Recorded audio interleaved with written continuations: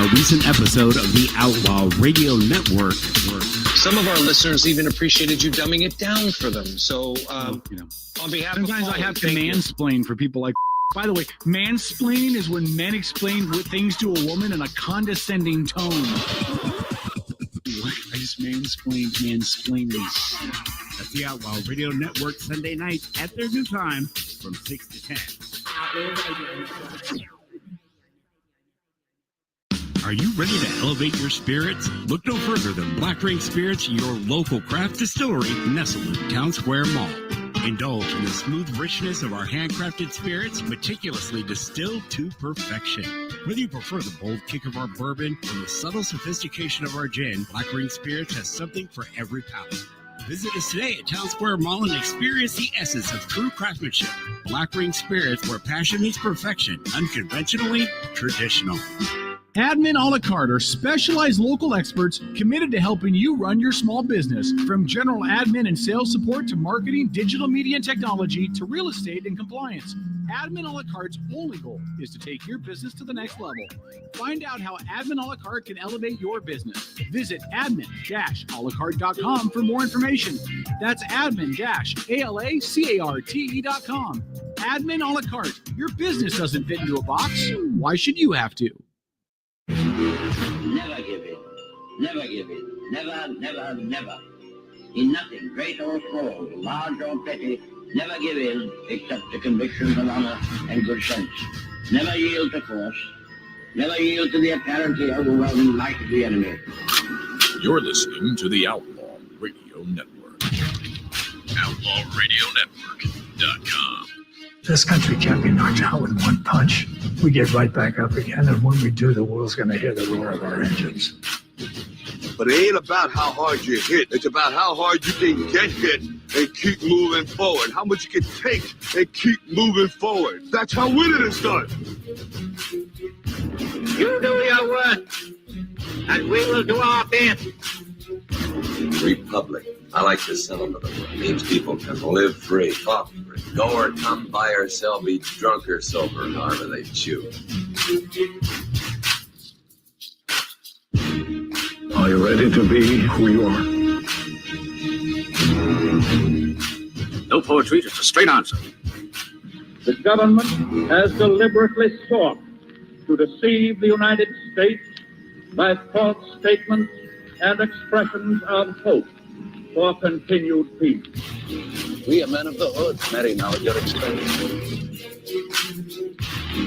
But there's no both sides anymore. They're just trying to wreck our goddamn country. It's time for you younger guys to take over. You were meant to be here tonight. This is your time. Their time is done. It's over. Screw them. This is your time. Now go out there and take it. If you guys don't start thinking as men, we're going to have a lousy country. For the crimes of incitement to cause unrest, I decline to be an outlaw! All right, everybody, it is the Outlaw Radio Network for the 3rd of August. Congratulations, buddy. It's August now. Yeah. Hello, Tom. Hey, bud. How are you? What's up, buddy? I'm good, man. How are you? Actually, I can't believe it's August already. Yeah, you know, we're even closer to Christmas, by the way. Stop that. You stop that. Even closer to Christmas. You stop that. Thanks for checking out the show. Big, busy show tonight. And It's really, it's going to be... Don't mind the cameras. Yeah, be careful of the cameras. Really, it's going to be kind of a weird show, right? Because normally we do politics first, and then if we get to some entertainment stuff or whatever, we do that later in the show. Sure. We flipped this whole thing on its backside tonight. I kind of like that. Do some entertainment stuff first. We're going to be joined in studio by Attitude Adjusta and Maharaji. You might know them better as a part of the Emerald City Posse. You might, if you appreciate music, or you don't, and you don't. But we'll have them on in just a second. Later on, Jeff Coughlin's going to join us. He's running for Mayor of Bremerton. We had the other two candidates on. Was it last week? Or was it the week before? Recently, we've had the other two candidates on for Mayor of Bremerton, and so Jeff is the last. Between then and now, Jeff, yeah, dude, man, we'll talk about that later in the show. But yeah, Jeff will be on to talk about his vision for the future of Bremerton, and we'll get him on. The primary is on Tuesday, right? So this is your final opportunity to get a handle on the other guy that's on the ballot as we narrow it down to 2. And then on next week's show, we're gonna have to break down the whole final results, and we'll get into the Bremerton thing. I will share at the end of the second hour what I expect to happen, and I'm never wrong except for when I am. so there'll be that. Dennis is on the board tonight. Hello, my friend. Howdy. How you doing, buddy? I'm good. Good. Will you turn my headphones up even more? Really? Are they? They're not up all the way, are they? You have slowly. I know. Deaf. I know. It's just I love the sound of my own voice. Thank you. I appreciate it. All right, you're weird. Paul will join us probably towards the third hour. If you have not heard, him and his crew opened up the paintball field out there at the Kitsap Rifle and Revolver Club. So if you have not, made a visit out there, do that while the weather's still good. And when Paul comes on later, we'll ask information how people can book and come out there and shoot people. And well, I think we're all supposed to go out there and shoot each other. we are. But Yeah. I think what he would like to do is get paying customers out there. That would probably be beneficial to the Well, business paying model. customers are kind of We're the not point. paying. Yeah, the paying Yeah. customers are kind of the point. If I have to carry this show and Paul's not around all the freaking time, I'm not paying. That's the way it I'm not works. paying either. I've been doing this shit for free for a long time. We didn't charge you guys to come to the escape room either, so we give out freebies to friends. So yeah, all right, good times. Are we ready to go to our guests? Are you guys ready over there? You guys all ready? All right, hold on. Yeah, you gotta. Come on, Mike. We're ready. Yeah, hold on. They're not ready yet. I'm gonna. No, almost ready. Is that too close? Too far? I feel like I'm in that space. What's going on, guys? What's going on? All right, so hold on. So you can take those mics off the stands too if it's easier for you. Just let us know before you do that. Right here, good sound. Or Yeah, You got to be good. right up on that I got a microphone. big ass mouth, so Yeah, getting right up to close to your mouth. It's all airy. and it's okay. That's All better. right, yeah. There we go. Oh, there we go. There we go. There you go. Now I can back up a little. Now you start Yeah, breathing yeah. like he's in the 80s. Your father, Luke. Oh, that one's on. Yeah, grab that one there. There you go. Yeah. There you go. All right, guys, what's going on? My friend. Everything. Hang on before we get too deep. I mean, we are in the distillery. Gents, can I offer either of you a beverage? I'll take one. What would you? Hey, first of all, let's talk about this ice cream sundae drink you got sitting there. You know what? What is that? I don't know. Would you Whatever like one? it is, can you mix I something would. with that? Oh, and, yeah. and with, yeah. Tom, I got a half rack And of it W, back I've there. never seen that ice cream sundae. I just tapped him. That's what we were talking about. I can come up with a cocktail for that. Oh, that'll I was at Safeway. that'll work. It was buy two get one free, and I'm like, well, this looks good. I'll try it. He just told us. Safeway. Yeah, they're not a Beverage, paying my friend? sponsor of the show though, so we won't talk about. Yeah. that. Oh yeah. Forget that. Yeah. Forget that. WA. We won't say the name. No, that's it. That's it. All right. So really quick, why don't you guys? So which one of you is Attitude Adjusted? Which one is the Maharaji? No liquor. I'm attitude adjuster. Attitude Adjusted. Yes, sir. I do, man. I'm well, brother. And you must be Maharaji then, right? Yes, sir. Okay. So you guys, okay, Dennis. Clearly, the ninjas are trying to break into the mall. Dennis, will you introduce our guest because you are far more knowledgeable on this stuff than I am. Yeah, sure. You go back me to and the Dennis go back. you go back to the 80s. You got stories about Dennis? You can share? Oh, we've had some time. And the early days of hip hop in general and hip hop in Seattle. These gentlemen have been instrumental in the culture as a whole. They came out, and I remember back in the day trading tapes. Here, I'm gonna record my Mix-A-Lot tape for you, and you're gonna give me yours. Right. Getting those tracks. And then you heard with the release of Swass back in the day, all three of these guys are mentioned. They're in the videos. They're on the songs. Terry and I just happened to meet because of a Bremerton connection. You can't say Terry because nobody knows who Terry is. Maharaji. Thank you. All right. I mean, God, now you want me to dig out the rest of them too. There was Desert Chic. Okay. Ooh. That's what he Did you go by Desert Chic too? No, that's another one. There was another guy. That's Another guy. another. Back in the day when I first started out here in Bremerton, is one of the guys that I started rapping with. You know, we did everything together. We were moving, and his name was the Desert Chic. That was his rap name. So yeah, he went deep. Listen, Dennis lives this stuff. Yeah. You know, like, I mean, I could tell you some of the music back from the day that I like, Yeah. but Dennis lives this stuff. Oh yeah, for sure. For sure. Dennis goes home and takes online quizzes to test his skills. And oh no, don't get it twisted.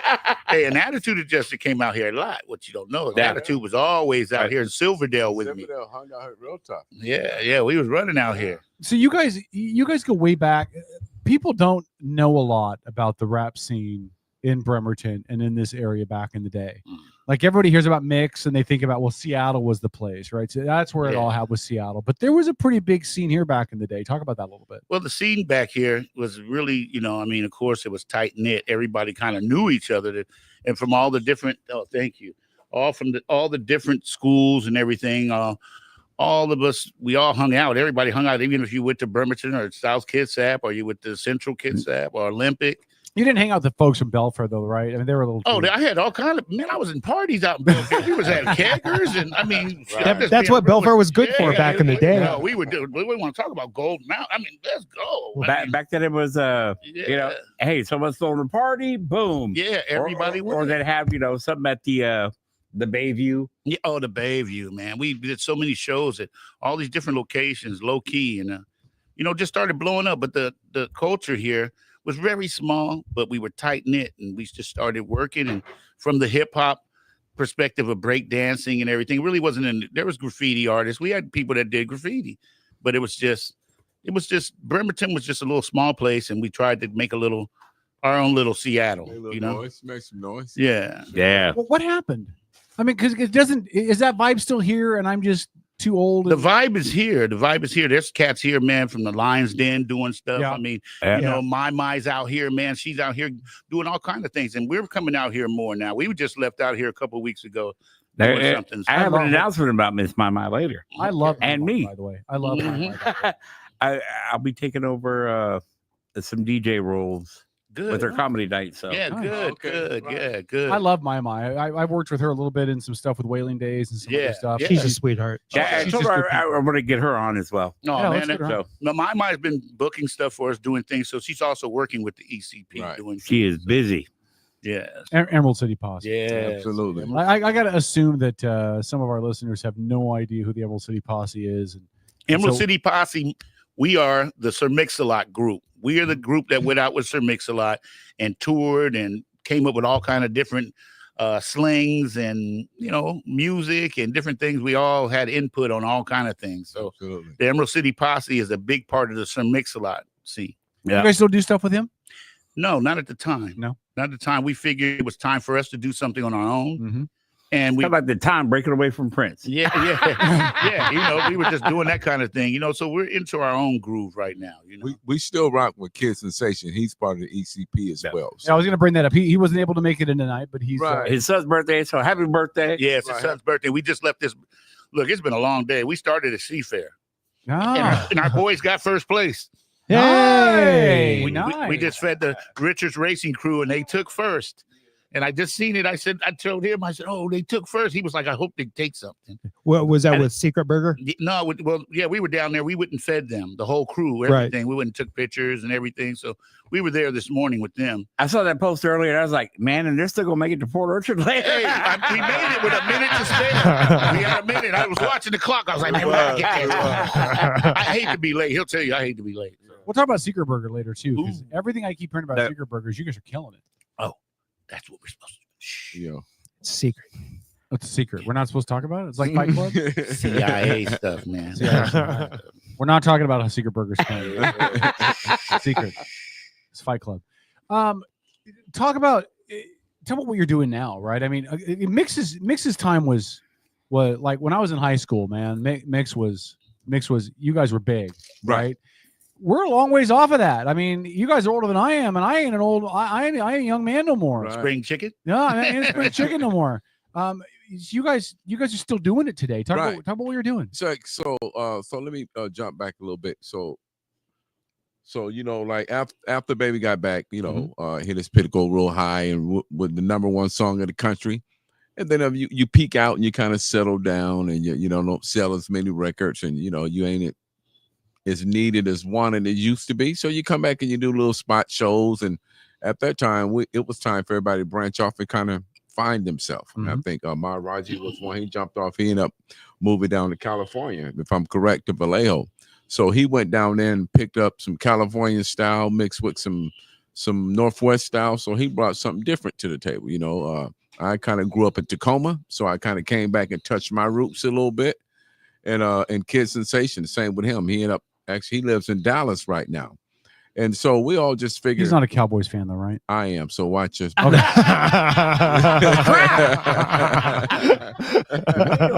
Better to be in the Chargers fan. Way to go. Right. Better to be in the Chargers fan, wouldn't it? Oh, no. Hey, but Wait a minute. Hold on. Did he say better than being a Chargers fan? Yeah. Ooh, But you want to know the important part of that, though, is I control the mute button. That's funny. That's funny. He's a Seahawks fan. Good. But so, after we all, like I said, grew up, you know, had kids and, you know, became fathers and some husbands and what might be, we wanted to come back and finish something we didn't finish. Because when we was with Sir-Mixx-A-Lot, it was so big and we were so caught up in that world, you wouldn't think about your individual life. You know what I mean? So you're like, now it's time to think about me as an individual. So fast forward to now, we figure we come back together and we realize we're stronger together opposed to doing separate. We all worked on some solo projects. Like Roger had a album he had with some guys in California called Time to Shine, which was a good album, you know, and so on. The Kid did some albums and everybody did that, but together we're way more powerful. So we're back together right now working on this new EP. Oh, there we go. ECP, Emerald City Posse. That's us. The new video is out. Way Too Much is the first single. The video's out on all platforms. So please support us. Go out and check it out. And right now we're in the studio recording. We'll work on the next few songs and try to get this album done. And anything you want to chime in on that, Mac? No, it's just music with us right now. We've been writing and doing some crazy stuff. I mean, the sound that we're coming out with. I mean, I even heard young guys say, "Hey, you know what, man? You guys are now." He goes, they were, you know, the other night, the show in Spokane on Friday night, guy said, we didn't know what to expect, but man, it made me feel good that he came to us and said, man, you guys haven't skipped a beat. You guys are out there, man. You guys are putting it down. Now I'm bummed I missed you at Eden. Oh, because I was so booked that day, but it was like, he was booked that day. I was booked that day. Yeah, I was in the fairgrounds announcing the demolition derby. So I would have came in there dusty. And I was booked for the distillery. It was like, oh, my event's going to be over in time. No. I was told I couldn't go to Eden. That I'm not young and hip enough to go. Oh man, you better come out. If Larry the White Next Guy time you comes guys- out, Larry the White Guy came out. Okay, I need to meet Larry the White Guy just because. Yeah. You got to. No, you love Larry. Larry is really good. Absolutely. Because I'll come out next time you he and I are kind of from the same, you know, we were white guys into hip hop before that was cool. Correct. you might have been a little more hip hop than him, though, just to be. Possibly. They just No, went with the you right were. people. He said you were. We'll give you your credit now. Yeah, Larry was that guy. He just don't even know. I could tell you some stories. Oh, we are sure that. I mean, for those that need a lyrical facts, was quoted that Larry is the white guy. People think he's funny. That's right. Hey, by the way, Sean wants to know, Maharaji, and I don't know what this means. So if this is offensive or there's an inside joke, I don't know. But it asked in the chat, is Maharaji still sprung on the cat? Ooh. What does that mean? Wow. That's another lyric. That's Is that a lyric? Yeah, there's a song called Sprung on the Cat. Clearly, Sean's a big fan. You know what? I'm just going to be honest, and I'm going to tell you, yeah. Oh, yeah, I'm sprung on the cat. Yeah, Sprung on the cat. Meow. I'm guessing we what send that's. all emails to Como Radio. Hey, I'm that husky looking for that gato. I always say, yeah. Yeah, that's funny. I remind me of when we recorded that in the studio, and at the end of the song, we all just saying each other's name. You sprung on the cat. No, I'm not sprung on the cat. You sprung on the cat. My Roger sprung. He sprung on the cat. Yeah, I remember doing that. Yeah. You guys had a few of those. Yeah. Little sessions on different albums. Yeah, we have fun. We get in the studio, man, and we do things. We like to. It's just about fun. It's an art, and it's something we love to do. And what can we do to make this thing like it's not too robotic? Right. You know, so why not have fun with it? You know. But it's funny is the song that really drew me to Kid Sensation though was a robotic song, Electro Scratch. Yeah. I heard that. I was I was so because tell him that. I said, that's my we were just song. talking about that. That had them big African bambata drums in it, and the vocoder. I was just like, whoa. Yeah, who is this? Dennis was so excited you guys were coming today. He's been talking about this for a month, right? Man, I felt bad because I was telling Attitude. I said I kept putting Dennis off. Something kept coming up, and I was like, no, we're gonna make this one. We're gonna do this. We're gonna do this. We're gonna be here, and we're gonna be on time, and we're going. You know what? Now, kids are open to calling in if that's a line. Yeah, I got a video. I have a video link I could send him if you want to come on by video. We can. Yeah. Okay. If he's got a laptop or if not, we'll hook up a phone right here. Hey. Okay. Yeah. Either one. He's available now. Just wanted to pass that on. I will. I got technology. Dennis, Lori, would you send Dennis the video link for the StreamYard so he can send it on to Kid Sensation in case he wants to join us on the video chat? I feel my diabetes going in. And listen, in the shot. even though you guys were a minute late, you weren't really late because my other co-host, he's still not here. So you guys, are here ahead of the hosts. And he so just showed up in a month. So that's right. He hasn't been here forever. People are wondering if we killed him and buried him out in the forest behind the mall. What's different for you guys coming back to the game or being in the game now? I mean, you mentioned your dads and you got kids, you got families, you've got a lot of life under your belt. What is obviously the game has changed, but what about you guys have changed that you've noticed how it impacts the art now? Wow, good one. For us as an individual, state the question again one more time. For you guys as artists, like what has changed for you in relation to your art? Now that you're older and you've got kids, you've got families, you got life experience under your belt. What's changed for you? How has it changed what you do? I think so. I'll speak for myself. For us, music, it's all about you got to be original. You can't lose your originality. You can't lose who you are. But at the same time, you got to understand that life goes on and things change, and so you got to be able to get in to adapt to change. We can't just be exactly who we are. But we got to do some things that the new generation jumps on to as well.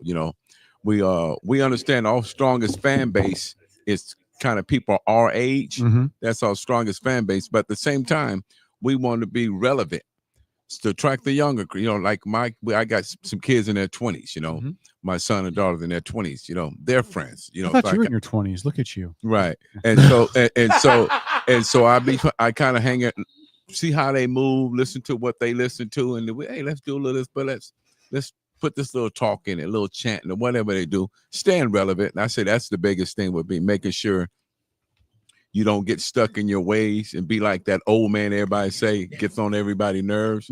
So we want to be relevant because we bring a lot of energy, man. And it's this music, it's all about the love now because the money ain't like it used to be for us like right now. It ain't like that, but the love for the music never changes. So everything we do now when we perform, whether it's 2,000 people or whether it's just 6 people in the crowd, we perform the same. Don't matter, It's the love for the game now. So, and that authenticity is what matters, right? Yes, sir. Yes, sir. That's what's going to draw people to the music and to you guys as artists, right? Is that what you're giving them is authentic. It's not about the hook. Correct. It's about the real artistry in the song and being authentic as who you are as an artist and bringing that love. You're not trying to copy me. You're not trying to perform to impress me by acting like me. We don't want to act like we just want to take this we are, but we can relate to you, but this who we are. And so that's kind of the mindset of the music, you know what I'm saying? Yeah. Maharaji, anything what about you? Things different for you as you've gotten older? And I know that they're eating the brownies. Good call. I got brownies over here too. Hey, now that I'm older in this game, I hate everybody. No, are you the get off my lawn guy? Is that what you've turned into? Yeah, I'm that guy that you're not. You didn't put the log on the fire that right way. You didn't see me. Yeah, no. Get your kids off my grass. You're gonna run my light bill up. I've changed in a way that, like you said, we were younger. We had this other type of fire, and I would do all kind of different things. Now I notice myself watching myself to see. It's weird because I go, can I do this and get away with that? And I guess I can. In your younger days, you weren't even asking that question. I question. wouldn't even care. I wouldn't do it. I just do it. And then all of a sudden, I'll do something. I came up with this hook we talked about one of the songs we're getting ready to record on my album. I have this hook and I was singing it and my grandkids, 3 of my grandkids were in my room. They heard me saying what I was saying, and I wasn't paying attention to them. Right. Next thing I know, they were on my bed, jumping up and down, singing my hook. They kept on going, singing, and I was like, hold on a minute. I think I got something. Right. You know, and it's like I listen more.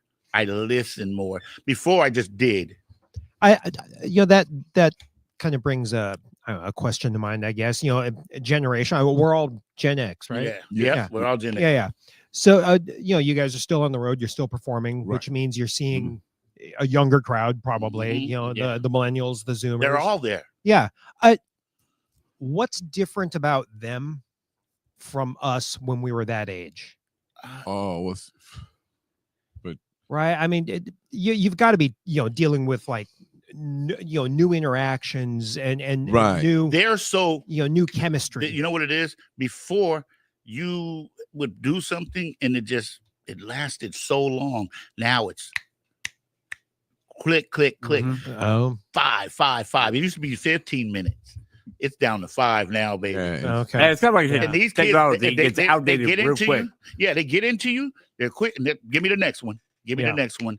Give me the next one. You got to stay at that pace. You got to stay at their fire. If you don't stay at their fire, you got to TikTok up, baby. And you guys just realize where you at. For me, you know, when we was in our early 20s, you know, teenagers or early 20s and performing on stage with the young crowd, it was cool to look around at these girls looking at their asses and all that stuff, you know, checking them out. Right. That was cool. You know, she's nice. She's not. Now, I'll be like, oh, she's my daughter's age. I don't look her way, you know. So that's the change of the game now for me for performing. You know, it's right. like, Funny thing is, what Ron's talking about is true because before we didn't care, we just looked at the body. But now I'd be like, "Hey, what's her FICO like?" That's a joke with us now. We like, wonder what her FICO. So like. What is her credit score? you like the show with the older crowd. So the women ain't as same as shape as the twins. So they need help on stage. Let me help you. Baby got back and racks and Baby got sacks.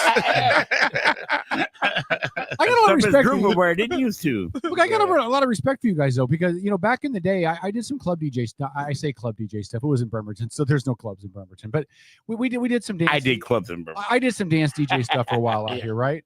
And I was, you know, I think about going back to that now and dealing with that crowd. Oh fuck no! Right, like there's no part of me that wants to with the drama and the drunks and all the chaos and yes. But it's still that way. You believe it or not. That's what I mean. But you guys are still in the game. Like you guys, even older, you're still out there, like not only enduring it but enjoying it, right? Yeah, and it's cool because just the other night we had a situation. This is a true story, real quick. Car broke down after the gig, 2 a.m. These young cats came out there with us, made sure they took care of us. I mean, some of the nicest young men that I was like, man, those guys took care of us, dog. They stayed right there to make sure that we got all right and everything. And they went and got jump for us, man, got the cables and everything. And we were like, man, wow, this is crazy. We left the light on somewhere in the Jeep. Oops. Battery goes dead, but we're downtown Spokane. And trust me, there's some zombies out there. We all have them. Oh, walking. She called me. I got people. I got some walking dead out there. I seen Rick out there. Hold on, I think we got somebody joining on. I'm going to try to bring him in here and see if the audio with us will work. Is that Kid Sensation there? Can you hear me, man? What it do? I can hear you loud and clear. What's going on, man? How is you? Let's get live with Kid Sensation. You see those guys' t-shirts, right? Let me show you where I'm at, man. Oh, okay. Hey, listen, before we get any further, man, happy birthday to your boy. Hey, man, I birthday to appreciate your that, son, man. The big 20, man. That's exciting times. Wow, 20. And you don't look a day over 22, so I don't know how that happened, but we'll just leave it alone. Hey, I started young. Hey, I don't want to keep you too long from the party, but I want to give you an opportunity just to talk a little bit about what you're doing too. So what is Kid Sensation up to now, besides having a 20-year-old son? Yeah, man. To be honest with you, man, I never left the music. I'm still doing the music. The music is always what it's about.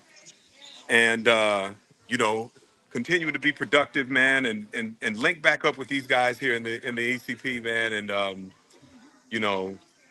we just have never lost the passion and the drive for creating the music, man. And we always get so much love from the music that we've created before that, to be honest, we just can't leave rap alone. The game needs me, you know. That's how we Right. feel about this business, man, you know. And we get a lot of love from people saying to us, man, you guys make the kind of music, man, that we grew up on, that we love and that we miss. And you know, and no disrespect for today's rap, but there's a lot of people's like, man, I just can't rock with it, man, and I love what y'all are doing. So again, man, everything's just come full circle with myself and with the ECP and these gentlemen that you have in studio, man. They've kept me grounded, kept me, you know, hungry, kept me humble, kept me just, you know, accountable, man, to our gifts. And we just the grind don't stop. The grind don't stop. And we just go, and that's what I've been up to. Aside from the obvious, man, like I said, the restaurant, we become restaurateurs. But man, this Well, we're not music allowed to is talk where about it's that though. They said it's like Fight Club. We can't talk about it. you know, it's Secret Burger. That sauce, the sauce is the quiet. Hush, hush. Rule number one about Secret Burger: don't talk about Secret Burger. Well, the secret is out, man. The secret's already out. So where are you guys located at?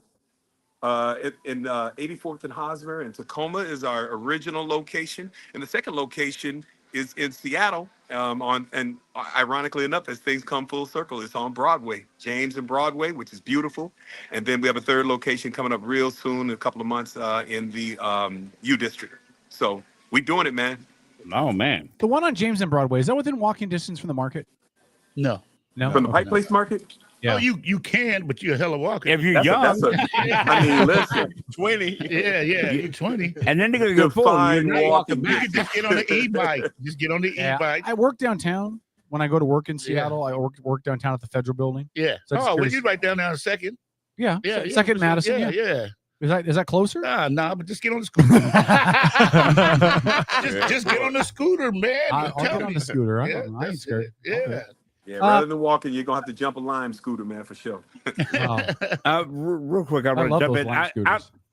This is Dennis. I'm the guy off camera because I have a face for radio. Amen to that. But no, I've been a Kid Sensation fan from day one, and I brought up earlier with the guys. You know, one of my favorite tracks back in the day, Electro Scratch, which a lot of people don't know. And it was, but it also Back to Boom when I was doing college radio. I had a radio show 4 days a week, and I used that for my first promo I ever made for my show. Wow. At KSVR up in Skagit Valley. I was rocking it. And then See Child Ballers came out and I lost it.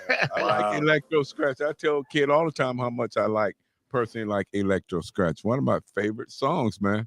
It's like that deep bass, like you were saying. That was a cool song to turn. It just hit. It was right at the end of the breaking era, and so it had that to it. But just that pop and the delivery was just on point. Okay, hold on. What's it called? Electro Scratch. Electro Scratch. Okay, I'll try that in the Jeep. I got a pretty good system in the Jeep. Yeah, Try pump in the that. Jeep. I'll bump Yeah, it. anything from like I'm a trip.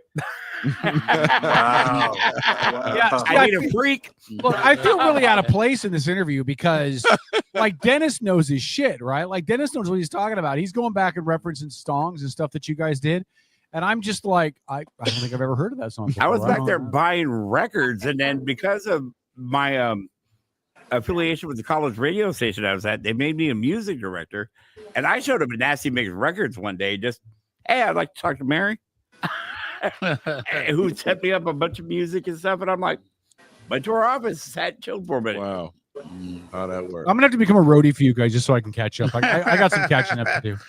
See, I've been doing the same thing. Yeah, You know, probably for the past, since Dennis has moved in. You know, it's been one of those. Great way to make me sound like a transient.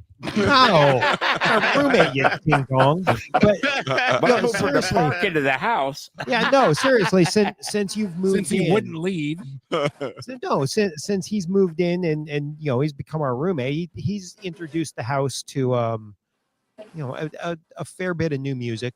that I didn't. Stuff they're not accustomed to. Yeah, well, I mean, just things that I didn't listen to. You know, when I was a kid, I was going in other directions, and so I'm catching up later in life and having fun with it. So Nancy taking shots. He is 90s grunge. Nancy taking shots at me in the chat. Hella walk, Kevin. You'd never do it. Shut your mouth. I can walk. I just choose not to because I'm smarter than that. And I will say, I was toying around with "I'm Too Much" earlier today. Ooh. And I've got "I'm Too Much" with Queensryche. Damn. I'm trying to hear it too. I was like, that's a Seattle mix right there. Now that's the old school rock, that Queensryche. Yeah. Yeah, Jet City Woman. That was actually one of my bands as a kid. That's crazy, man. I like that works. Like I said. Tegan said I'm out of touch. Shut up, Tegan. Shut up. Don't be picking on me. But I have sent you both. If we were talking about Journey music, but "I'm Too Much" is really, that's just the baby right now. It is. I'm anxious for more. Yeah, for sure. I mean, we got a whole lot more, but "I'm Too Much" right now, man. She's on fire. She's making her move region to region, just sinking in. Yeah. As I listen to it in person, I'm just, I was like, just listening for the obvious. You know, is it going to sound like the stuff before this and that? See? And it doesn't, but yet at the same time, it's got a Seattle sound to it. Yes. Yeah. Which It's you definitely guys were Northwest. responsible for making. We have a Northwest sound that a lot of people, man, they're like, man, you guys don't sound like this. You don't sound like no, that's because we're the Pacific Northwest. It's a Northwest sound. Look at Kid Sensation's first album, rolled #1. The picture of the three of you, the most un-hip hop album cover I've ever seen in my life. But I'm like, Northwest stuff. They're at the beach and it's evening. We had all sexy on that day. They did. No R. Kelly intended. Yeah. Hey, no Diddy. No Diddy. Take that. No Diddy, no doubt. Hey, but I wasn't on that cover, so I'm clean. All right, hold on. I don't want to keep Kid Sensation too long in the video because I know you got a birthday party to get back to. That's right. Hey, Kid, hey, save me some cake. I'm coming back on the way back. Too easy, man. Too easy. don't save him any cake. He was just complaining about the brownie he ate and his diabetes. Yeah. You save his ass some cake. He's gonna go into like shock or Hey, something. he's got it too. So we're out, them Gen X cats, Save me a piece, please. Sir. All right, save me. I will be back. Yeah. Kid, listen, really quick before I let you go back to the and listen, we got to. I want to have all of you guys on again sometime. And Kid, if you're ever in town again, we'd love to have you in studio as well. Absolutely. Just yeah, me too. Because I was hoping for a photo op. Yeah, we're getting mad props from the chat too. People that are just really glad to have you guys on here and really glad to have you be a part right of the on, show. man. It's Hey, great. you people in the chat, man, thank you for taking the time out listening to these guys.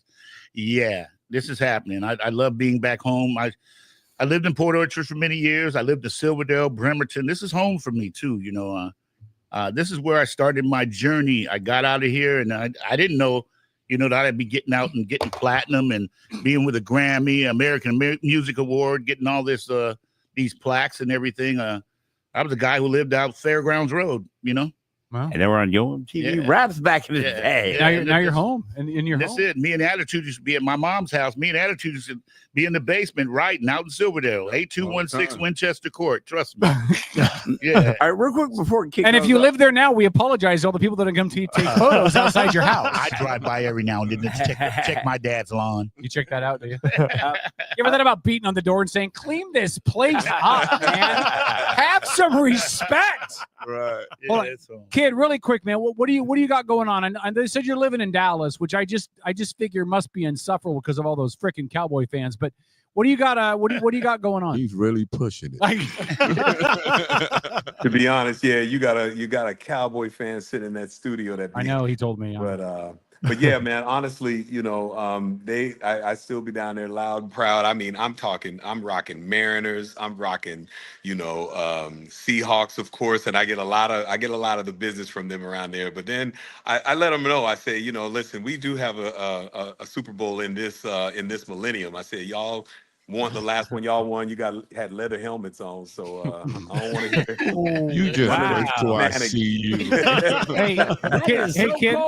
Kid, check this out. Do you know that if Cowboy fans want to watch the highlights in that Super Bowl, they got to bust out their VCR? Ooh. Pretty much. Pretty Oh, much. we going there. And, Okay. We're Hey, breaking it.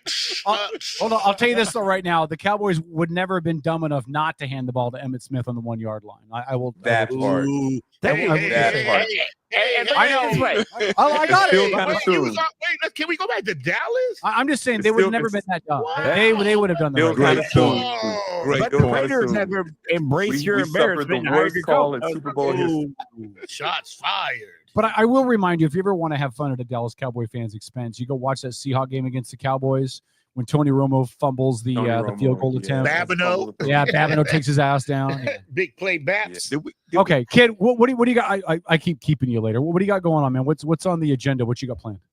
Nah, you're totally good, man. So, again, like I say, we're about the music, man. We're, obviously restaurateurs, and we're working with the Secret Burger restaurant. I'm actually at our location now, and doing some family things, and like I say, celebrating the 20 years of my little young son's life, which is exciting. But man, I don't know if you guys knew, but I also wrote a book called Kings: Young Men Discovering Purpose and Shaping Their Destiny.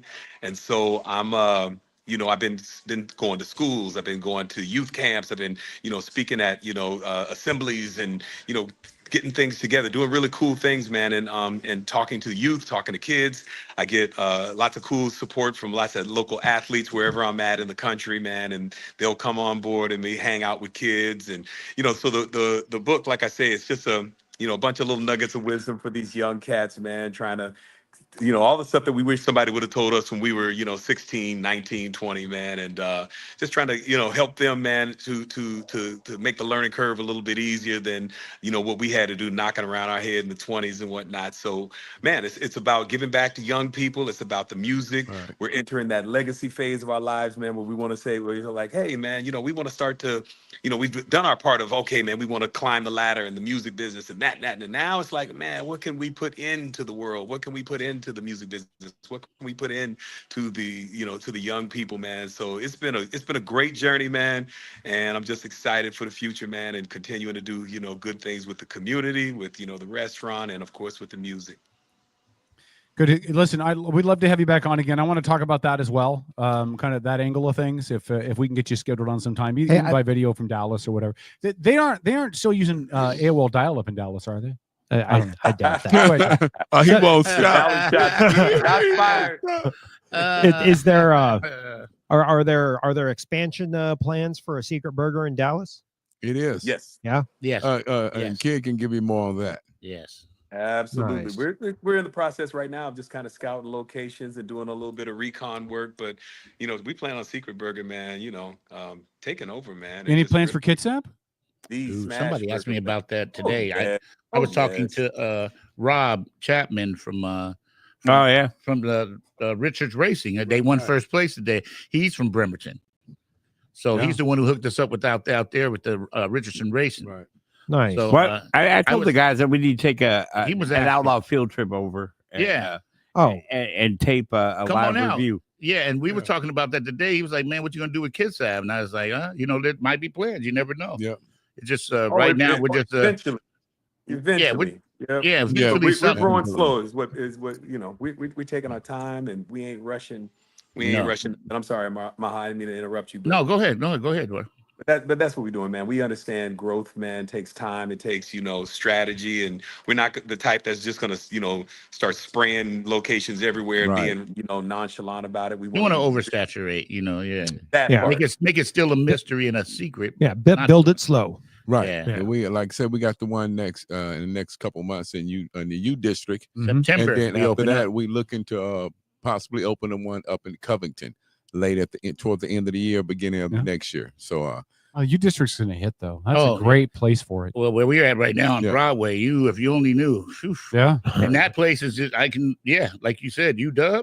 Yeah, we got the University of Seattle, already locked on lock. Mm-hmm. And they're loving us over there. And then Swedish Hospital and Harrison, everything. I mean, not Harrison, but what's the Harborview? I'm thinking about Harrison. It's over Harbor here. to 8. Your Bremerton's coming out, man. Your Bremerton's coming out. Yeah. So it's like, man, well, but that's what it is. Like Kid said, we should start slowly, Yeah.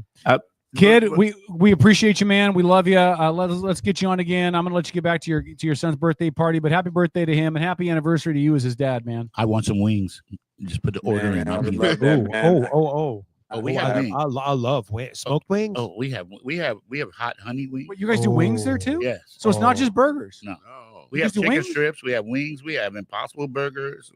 No, stop! No, stop it! No, you can't do Impossible burgers, We man. got it. We got it all, baby. We got you like like plant-based that? Hey. people, man. We trying to make sure they good too. Kid just got into They're them, all man. He spiced just got away. into an Impossible Burger, so he's We got a high Philly. level. Oh, I love wings. Oh yeah. Oh, I love Oh, it. come get some of that hot honey. I'm so damn hungry now. I love wings. Okay, Yeah. when we come next time, Okay, we're gonna next time. come bless the house. Oh, you guys come see us first, but then we'll Yeah. Oh no. Well, I'm planning a trip. Yeah, for sure. But if you guys come in studio again, I'll try to make sure I time my smoker right, and I'll do a batch of smoked wings. Okay. There you go. Well, we're gonna come bless you. So just bring your appetite. Love it. I plan on. There you Kid, go. listen, man, we appreciate you so much, and let's stay in touch. Let's get you on again, okay? Absolutely. Man. Anytime, y'all. We'll set it up and we'll get it. It's all good. All right, man. Happy birthday to your son, man.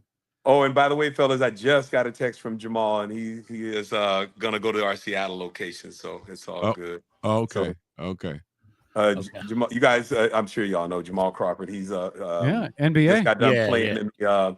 He just got done playing in the Zeke end. You know, Isaiah Thomas. We just had left his, there too, by the way. He had his final Zeke end, man. So after 10 years, Isaiah Thomas is there's gonna be no more Zeke end. You know, Wow. It's summer. over. But, he had quite a few NBA players playing there today, and their team, I believe they took a championship. I got to ask Jamal. I'm gonna text him back as soon as we get off the stream. But yeah, man, and we brought some burgers to a few of the people out there at the Zeke end, and that was a lot of fun. And you know, man, like I said, we just trying to be out here in this community, man. And yeah, next time we hook up, man. Like I said, you guys, man, link up. I'll tell y'all all about the movies and stuff that I've been in, the commercials, all the other stuff, man. We'll get all deep, get into the conversation, man, and really talk about it. Let's do it, man. That'd be great. Thank you, Kid Sensation from C-Town.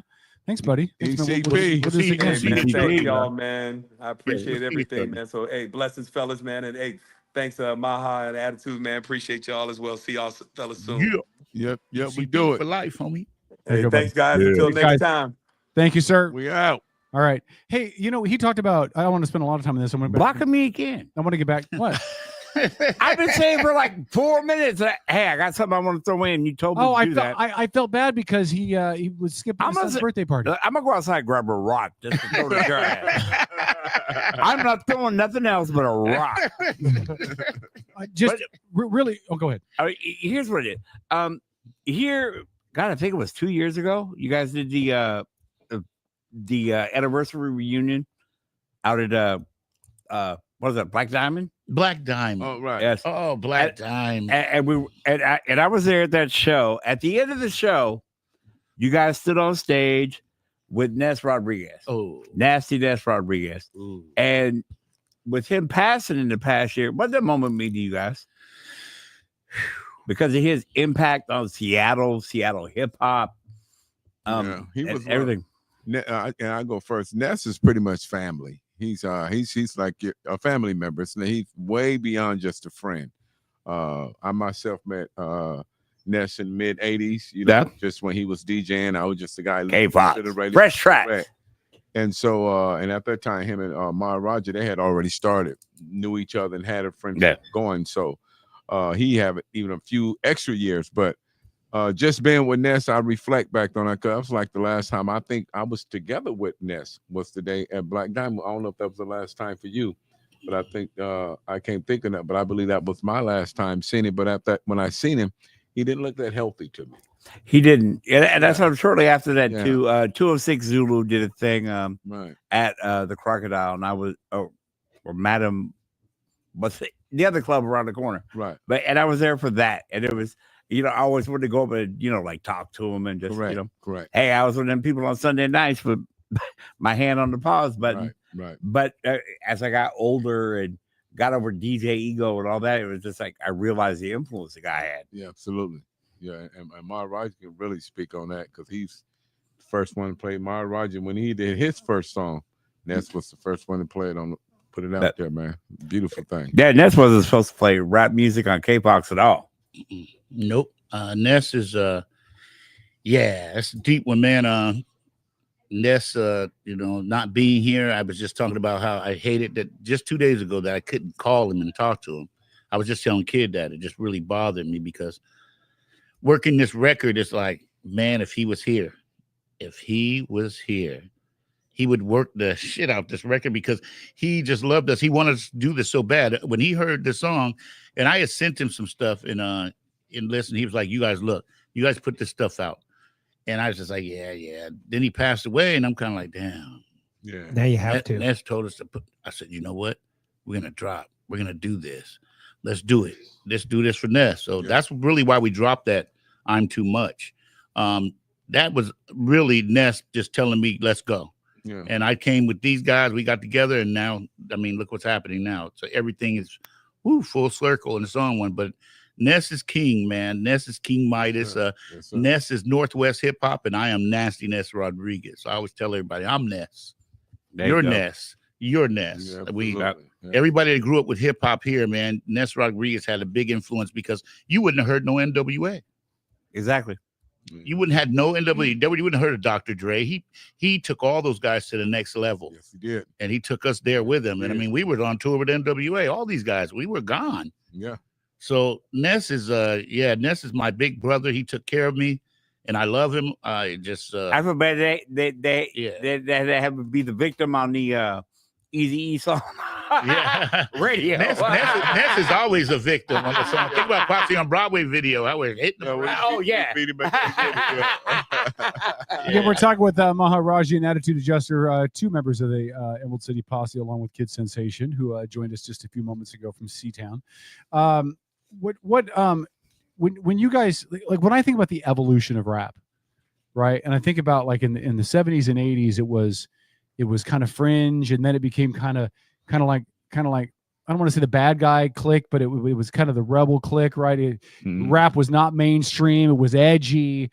And if you look at it today, in the 80s, people said it will never last. Oh yeah. Right. But if you look at it today, even the guys that were edgy and outsiders in '80, Dre, Snoop, whatever. Now today they're mainstream. Talk about what you guys, and again, this is from a guy I don't listen to a lot of rap, right? But you guys have lived it. What have you guys seen in the transformation of the music, both for you guys and even like globally? And so I think now a lot of those guys, let's say like Dr. Dre and Snoop Dogg, a lot of those guys now when they look at, they see the business side of it now. So it's not just the music. Back then, it was all about the music, all about just giving good music, saying my lyrics with a nice beat behind it. Now we getting older, they getting older, they're having kids. Some of them now are grandfathers and grandmothers, So I think now when they look at something, they look at the big scheme of it. When I get this, how big can I make this?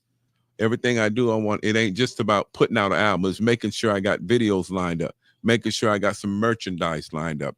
It's just so big now, so much money to be made, with social media, making sure you're lined up here. And the game is so big, it's endless where you can it's changed so much. I mean, it's like I said, these kids now, man, they're on some other stuff, and it's like, wow. But the sound that Dre and them, they're producing some of these cats now, and they're twisting it. And now look at Kendrick Lamar.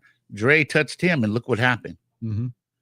Kendrick's blown up something full-fledged. I mean, these kids now out here, wow, I mean, all over the world, man, on something else. If we had social media back in the day, oh, wow. I was going to ask about that, about how much different would your careers have been? Man, we had Kodak cameras.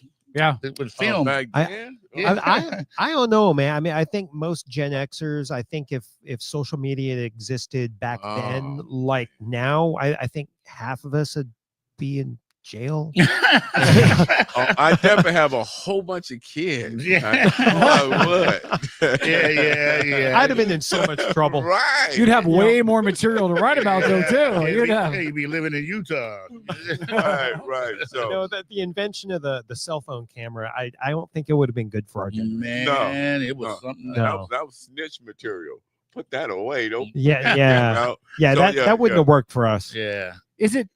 I'm going to ask this delicately because I'm not insulting anybody. Is it better now or is it worse now? Is it having access to social media, has it elevated the platform or has it watered it down? Because I think of a guy like Macklemore, right? Yeah, right. Whom I like. Like I like some of his style, I like some of his beats, Right. but to me it feels very watered down. You know, is the game better today because we've been able to give everybody kind of this open source access, or have we lost something in that? I think you're onto something when you say watered down, because I kind of feel the same sentiments about that. That it's a lot of the sound is oversaturated. You might have one or two groups out here that do get on a platform and do well, and now you got 6 or 7 people kind of copying that person, trying to put their little a whole lot more than that. You know, I'm just giving an example. You know, just so it's a copycat game in its industry, and especially in hip hop. Yes, one sound they like, and everybody wants to try to create that same sound, and so the creativity ain't the same for sure like it was back in the day. Because back in the day, that's I feel the reason we made it is because we was different. Seattle didn't sound like LA, even though we the West Coast, but we didn't sound like the Bay Area. We didn't sound like they do in Phoenix in the area. So we were so different that people gravitated towards us because we was different. We didn't spend the time trying to duplicate people, because a lot of local artists came out of Washington was doing that, trying to sound like LL Cool J, trying to rap like Rakim or Run DMC. Correct, just copying. And we knew that when we leave this place in the 90s, come up, be like, man, people in Seattle got to quit copying. They sound like this guy. We used to say that. And when we come back, people thought we were just being critical of them. But no, we was like, nah, I'm just telling you, you sound like find your own sound. Find a lane. Well, the one thing that always amazed me about the old school rap was that it didn't sound, I don't want to say overproduced, but it didn't sound produced. It sounded like this was authentic. We weren't going to mix the crap out of that. We weren't going to try to add in every effect, try to take every angle with it. Sound analog, dirty. Yeah, and now today it's auto tune, and how much can we spin this stuff around in a studio? Yeah. Like I almost believe, not quite, but I almost believe they could put me in a studio and turn out a rap album. Not that it'd be any good, but you could produce me around enough. Yeah. And back in the day, you guys were just in there with legit skills. Hey, look, I could just go press a button, chat GPT. Yeah. Oh, technology. Boy, AI is something else. Okay, well, do your music for you. That'll bring you to the question. What do you guys think about the DOC doing an AI album to get his voice back? Is that what he's doing? Yeah, there's all kind of stuff, Mako. That's been with the DOC. I don't mind it so much, but if you let one come in, there's going to be more, and there's going to be more. Next thing you know, you're looking at a video chick who ain't even real. You listen to the song that ain't real, and it's like you got to have, your visual and everything on, man. You got to go to school for Adobe and. We, well, hold on. True story. We share this sentiment, my friend. True story, man. I saw this video of a goat on a trampoline, and I thought it was the cutest thing. I sent it to my daughter who's 23. She replied back to me. She said, "Dad, that's AI." I'm like, what? Yeah. Like you couldn't tell by looking at it. Right. Does as artists and as people who care about the future of the genre, does the AI thing worry you guys? It does. It does worry me. It does worry me. Yeah. I mean, on a bigger scale than just music, just like when you think about your kids after you that got to come up, my biggest concern with AI is how many people are going to lose opportunities in life because of AI. How many people is going to be, the door is going to be shut on them, because as we move on in this world, everybody's about cutback, saving money. And I think that AI is going to force a lot of people out of work. Do you know, in the entertainment industry specifically, I think AI is going to be good. Right. Because at the end of the day, if you're a talented musician, you're going to grab the mic, grab the guitar, whatever, and you're going to do it for real. And the joker that is pushing buttons, just creating, junk. Okay, here's a guitar. Go do it for real. Yeah. Okay, but I would also like to bring up, though, in that same notion, people back in the 80s started using drum machines and synthesizers and all this, and that's become so much now that you could do it in your bedroom. Yeah, you don't need a synthesizer. You just need an iPad. Right. But if you're a talented musician, You're gonna show it. It's just another tool, right? Yeah. Correct. But if you don't know what you're doing and you just say, Chat GPT, make me a song. Yeah. Yeah. You know, it goes back to that conversation we had earlier about, diluting things down. Mm-hmm. So I can look at the DJ culture the same way because Yeah. I'm watching guys all day with no headphones on. Yeah. And I'm like, no. and I'm not walking into a gig going, I'm going to play this, in this order. No, that isn't the cookie cutter crap I came from. Using crossfade on virtual DJs, so you don't have to mix the beats. And, Yeah, they got the auto mix stuff, and that's fine. They have sync. You got to use that, which is great. And even Jazzy Jeff said, hey, I don't care what you're using. Neither does the audience. Right. If you're making a party, if you're being the life of that party, then you're winning. Yeah, read your room. Yeah. Listen, one other question I want to ask you guys before we wrap this up. The city of Bremerton has opened Quincy Square downtown, which I think is I was able to walk through it this weekend for the first time. Yeah, we were performing at Eden that night. Right. When they did Yeah. that. Yeah. It is gorgeous. I think it's a great like standalone piece for the city of Bremerton to go down there. Oh, for sure. Quincy Jones, man. That's the guy. But I would love for you guys to do a show down there. Like, to me, that would make sense for you guys to do a show. Okay. Is that anything you guys have thought about, talked about? I need to get on Mayor? We were going to do that. We were happen? supposed to do the Roxy, actually. Yep. We had some other things that didn't work out. But you know what? There's always another day. Yeah. It's always another day. It's definitely something we can work with. Maybe we'll talk to my mind and make that happen. I would love a chance to have an open night to catch your show. We'll work on that. We'll work on that. We'll get that. All I ask you is just let me hang out with you. That's all. Yeah. I just want to hang Come out. on out. We'll make it happen. I'll be like Tom and I'll be like Wayne and Garth from Wayne's World when they get backstage at the Alice Cooper concert. You know what I'm talking about? Yeah. That'd be in Tom. That's some old school shit. That's the whole score right there. Wow. Showing my age. Hey, so you hear that? So Bremerton, if you guys want us, man, hit these guys, man, on their show. Let them know how bad you want us, man, and we'll come out here and we'll rock it. Yeah. That's all right. Definitely. Before we wrap this up, what do you guys got going on? What do we tell people? What's coming up? How do they follow you guys? How do they know where you're at, where you're doing? How do they get some of your burgers, your wings? Get smashed. First things, smash, eat, repeat. We always say smash, eat, repeat. And I'll let Attitude finish us up on that. Yeah. So just coming back with Secret Burger. That's all. We got 2 locations, 84th and Hosmer in Tacoma, and Broadway and James in Seattle. 2 locations. On the weekends, we open till 1 a.m. Come on through and introduce yourself and let us take care of you. Yeah. So that's what we kind of doing with our Secret Burger SBK. As far as ECP, we in the studio right now recording. Not AI, because we like to do it with a little passion and a lot of love in it. Yeah. We don't. I want nobody to write what my. I still use my pen and pad. Right. So we from that era. It's real, authentic, as you was. No Chat GPT lyrics in. No, don't want that. So we in the studio. We just got back from Spokane the other night. Getting ready to do a show up in Bellingham, and we just doing some shows promoting the album. ECP, Emerald City Posse on Instagram, TikTok. Look, ECP, Emerald City Posse, and you can find us. And we appreciate you come out and support us and follow us and get some of this authentic passion, true hip hop, man. We don't want it to go away. So that Northwest sound. That's what we're bringing. For real. And then we got to come out here and see my man about some of that apple whiskey he got. Oh, the apple brand. The candy apple red. Yeah. Hey, look, I used that in some pulled pork. Did it work? Oh man, I mixed it with root beer. Oh, okay. Yeah. Okay. That was crazy. I remember the story on that too, because the first bottle, he had some family members. Family members. I looked at the bottle. I didn't get to cook with it. They drank it. I was like, hey, let me tell you, they drank that up. I was like, what do you got? Oh, yeah, Dad, we had the party at the house and everything. And I was like, well, that's what the Coronas were for. That was, but it's all right. I got plugged in. He hooked me in with the number. I'll make sure you go home with another one. Yeah, me too. Thank you. Sure. Hey, and man, thank you guys, man. Yeah. Thanks for coming in. I also got to plug Lumpia King. Lumpia Yes. King. Lumpia King. Yes. That's right. We brought some. Oh, we look, brought we some. got, we ordered some I got all We these put it in orders. orders. I got all these orders. Yeah. Hey, they ordered up, man. They tried to hold me hostage. I got a big bag here. Please help. Send help.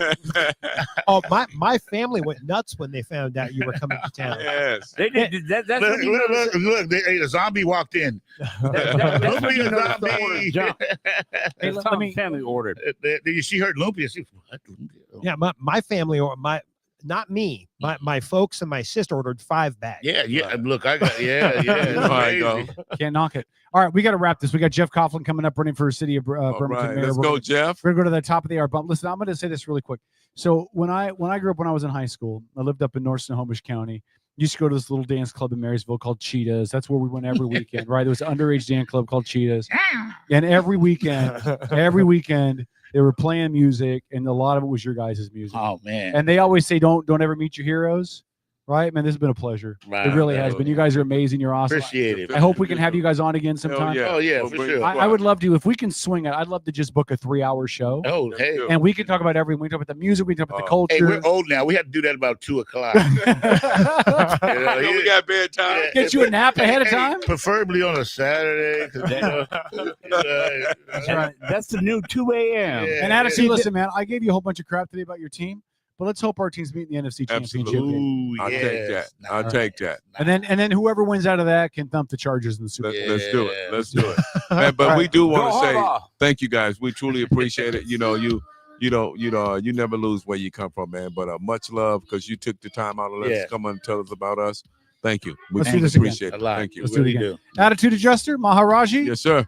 Emerald City Posse, along with Kid Sensation, doing this earlier. Thank you, guys. We love you very much. Thank you. We're going to go to the top of the hour bumper break. This will be a little bit long, so we can switch out guests. Coming up, Jeff Coughlin, running for mayor of the city of Bremerton. It all ends on Tuesday. The whole primary season ends on Tuesday. So by Tuesday, you got to have your ballots in. It's your opportunity to figure out who you're going to vote for if you haven't cast that ballot yet. So stick around. We'll have Jeff on next, and we'll get to some national stuff later. It's Outlaw Radio. Back after this. And what you're listening to is the latest single, Out Too Much, but it's DJ D's mashup with a little prime time. Tell the girl next to you you're the dark knight. Siren up, make her wonder. Look into her eyes and say, I'm too much. I'm way too much. I'm too much. I'm way too much.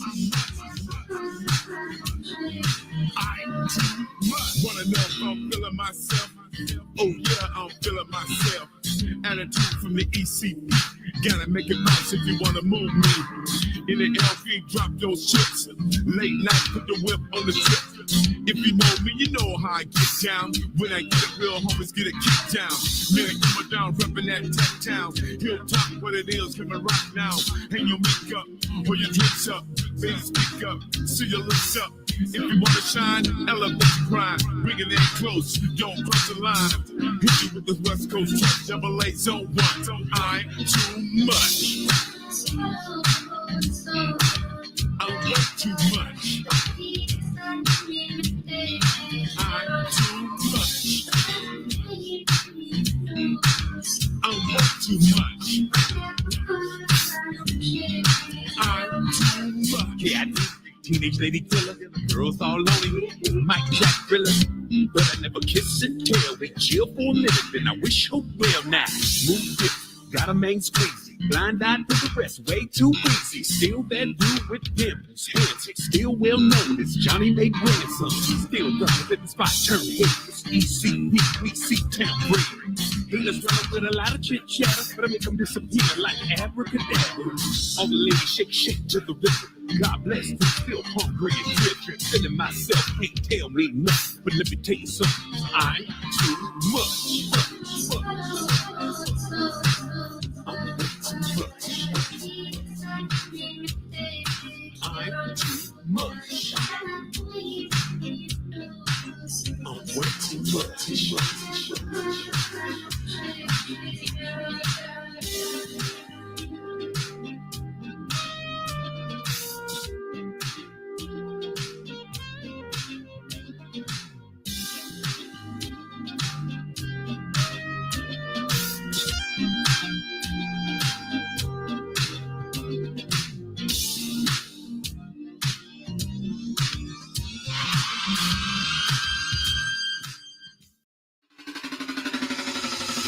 recent episode of the Outlaw Radio Network.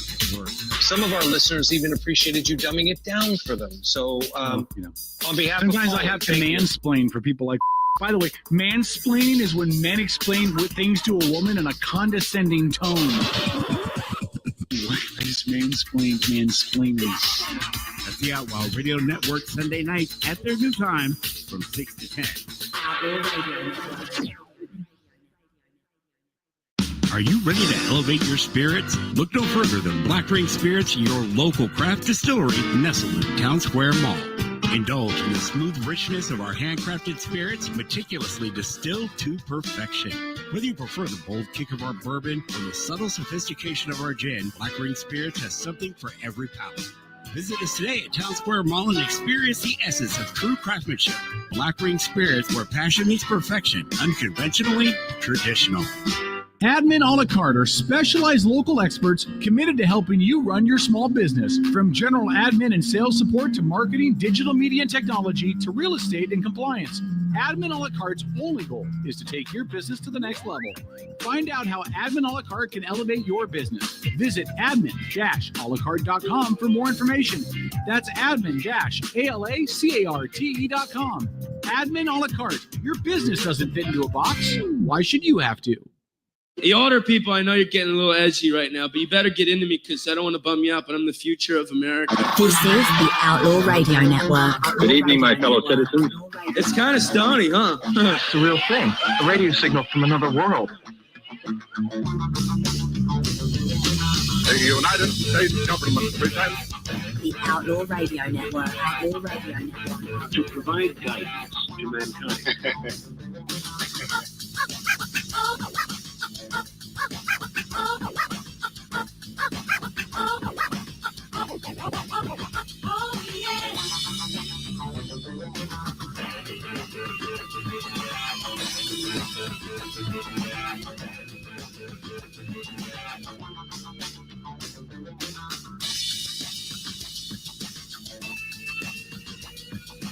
To provide guidance to mankind.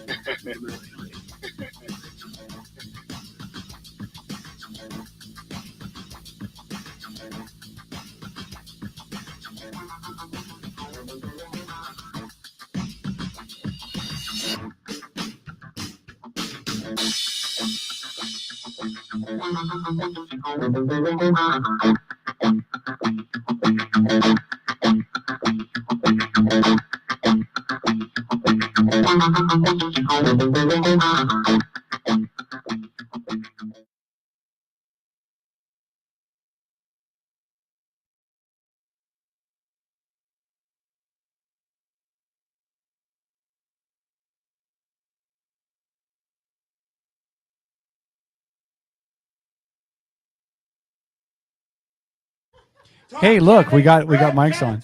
Dennis was so excited. Outlaw Radio, by the way. Dennis was so excited to talk to Maharaji and Attitude Adjuster that he was like over there and the music stopped and there's nothing playing. I'm like, Dennis, help! But we're back. All right, Outlaw Radio. Kevin was still touching himself in love with his music. His voice, I mean. I love my voice, man. I got a great voice. I got a voice interface made for radio. So again, thanks to Attitude Adjuster and Maharaja, Kid Sensation. I meant what I said before, Dennis. If we can get them on for like a full 3 hours, I think it'd be great.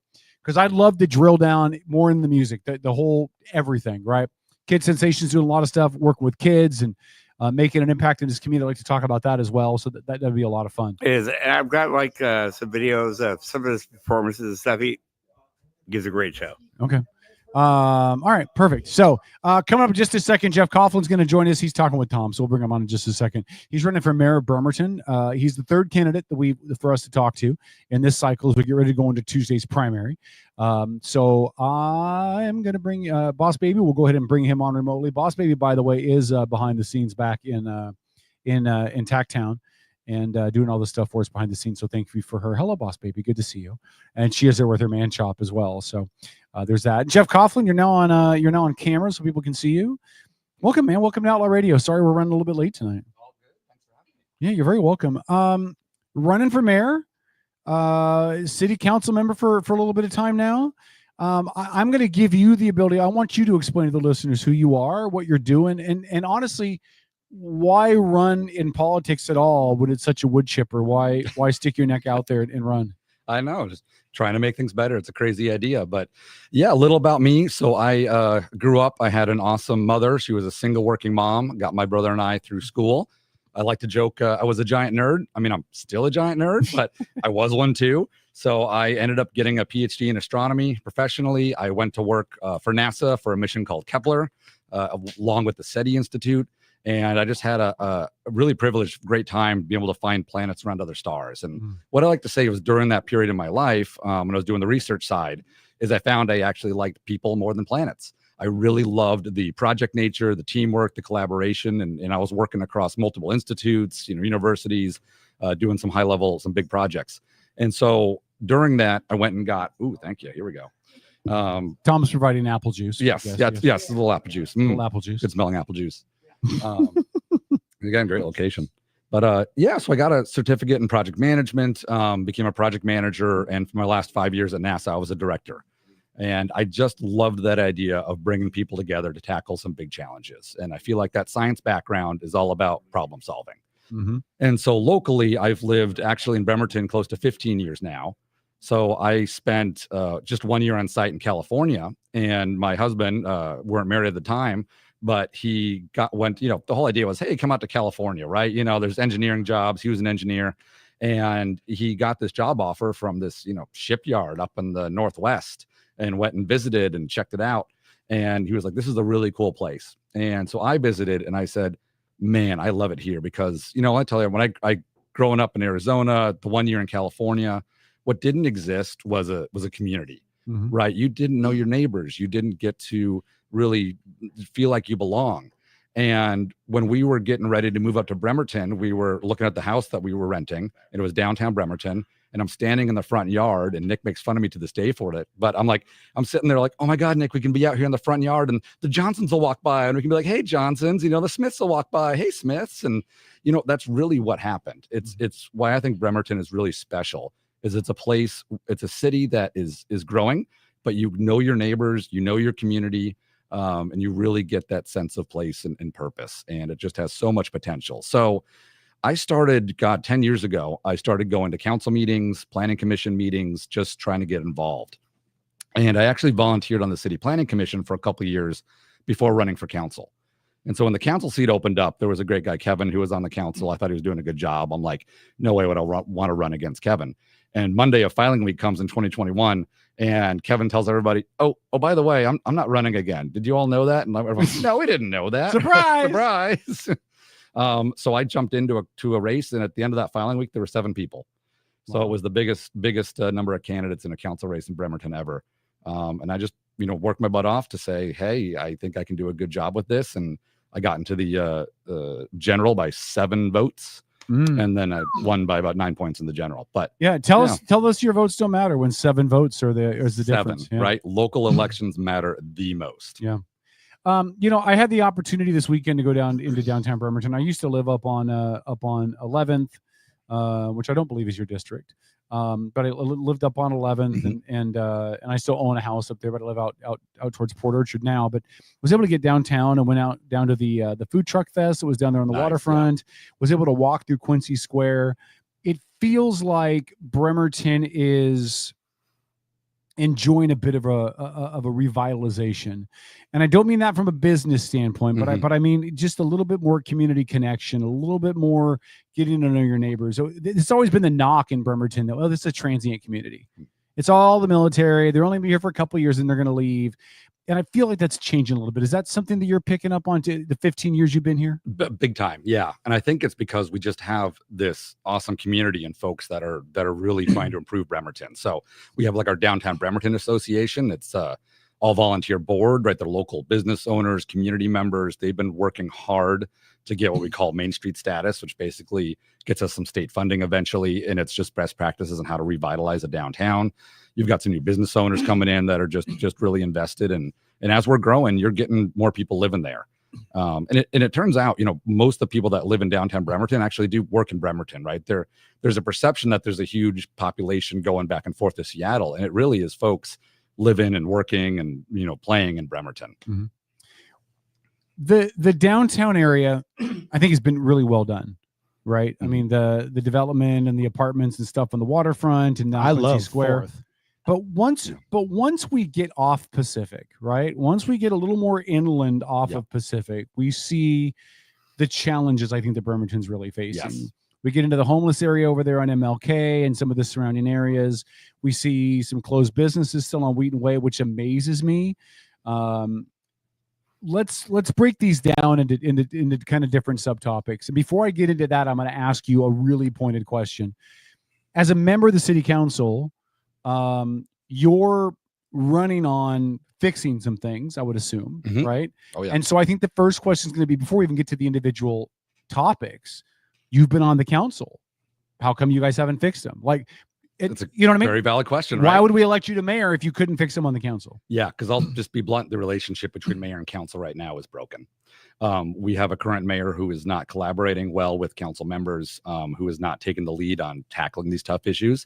And we need a fully functioning government. We need a mayor who is not going to be afraid to stand up and say, hey, these are tough challenges, but I want to work with you, council. I want to work with other cities. I want to work with the county or nonprofit community partners and actually provide some solutions that may not make everybody happy, but it moves the needle forward. And we have not had that. So it has been really difficult on council alone to tackle a lot of this with a mayor who hasn't been willing.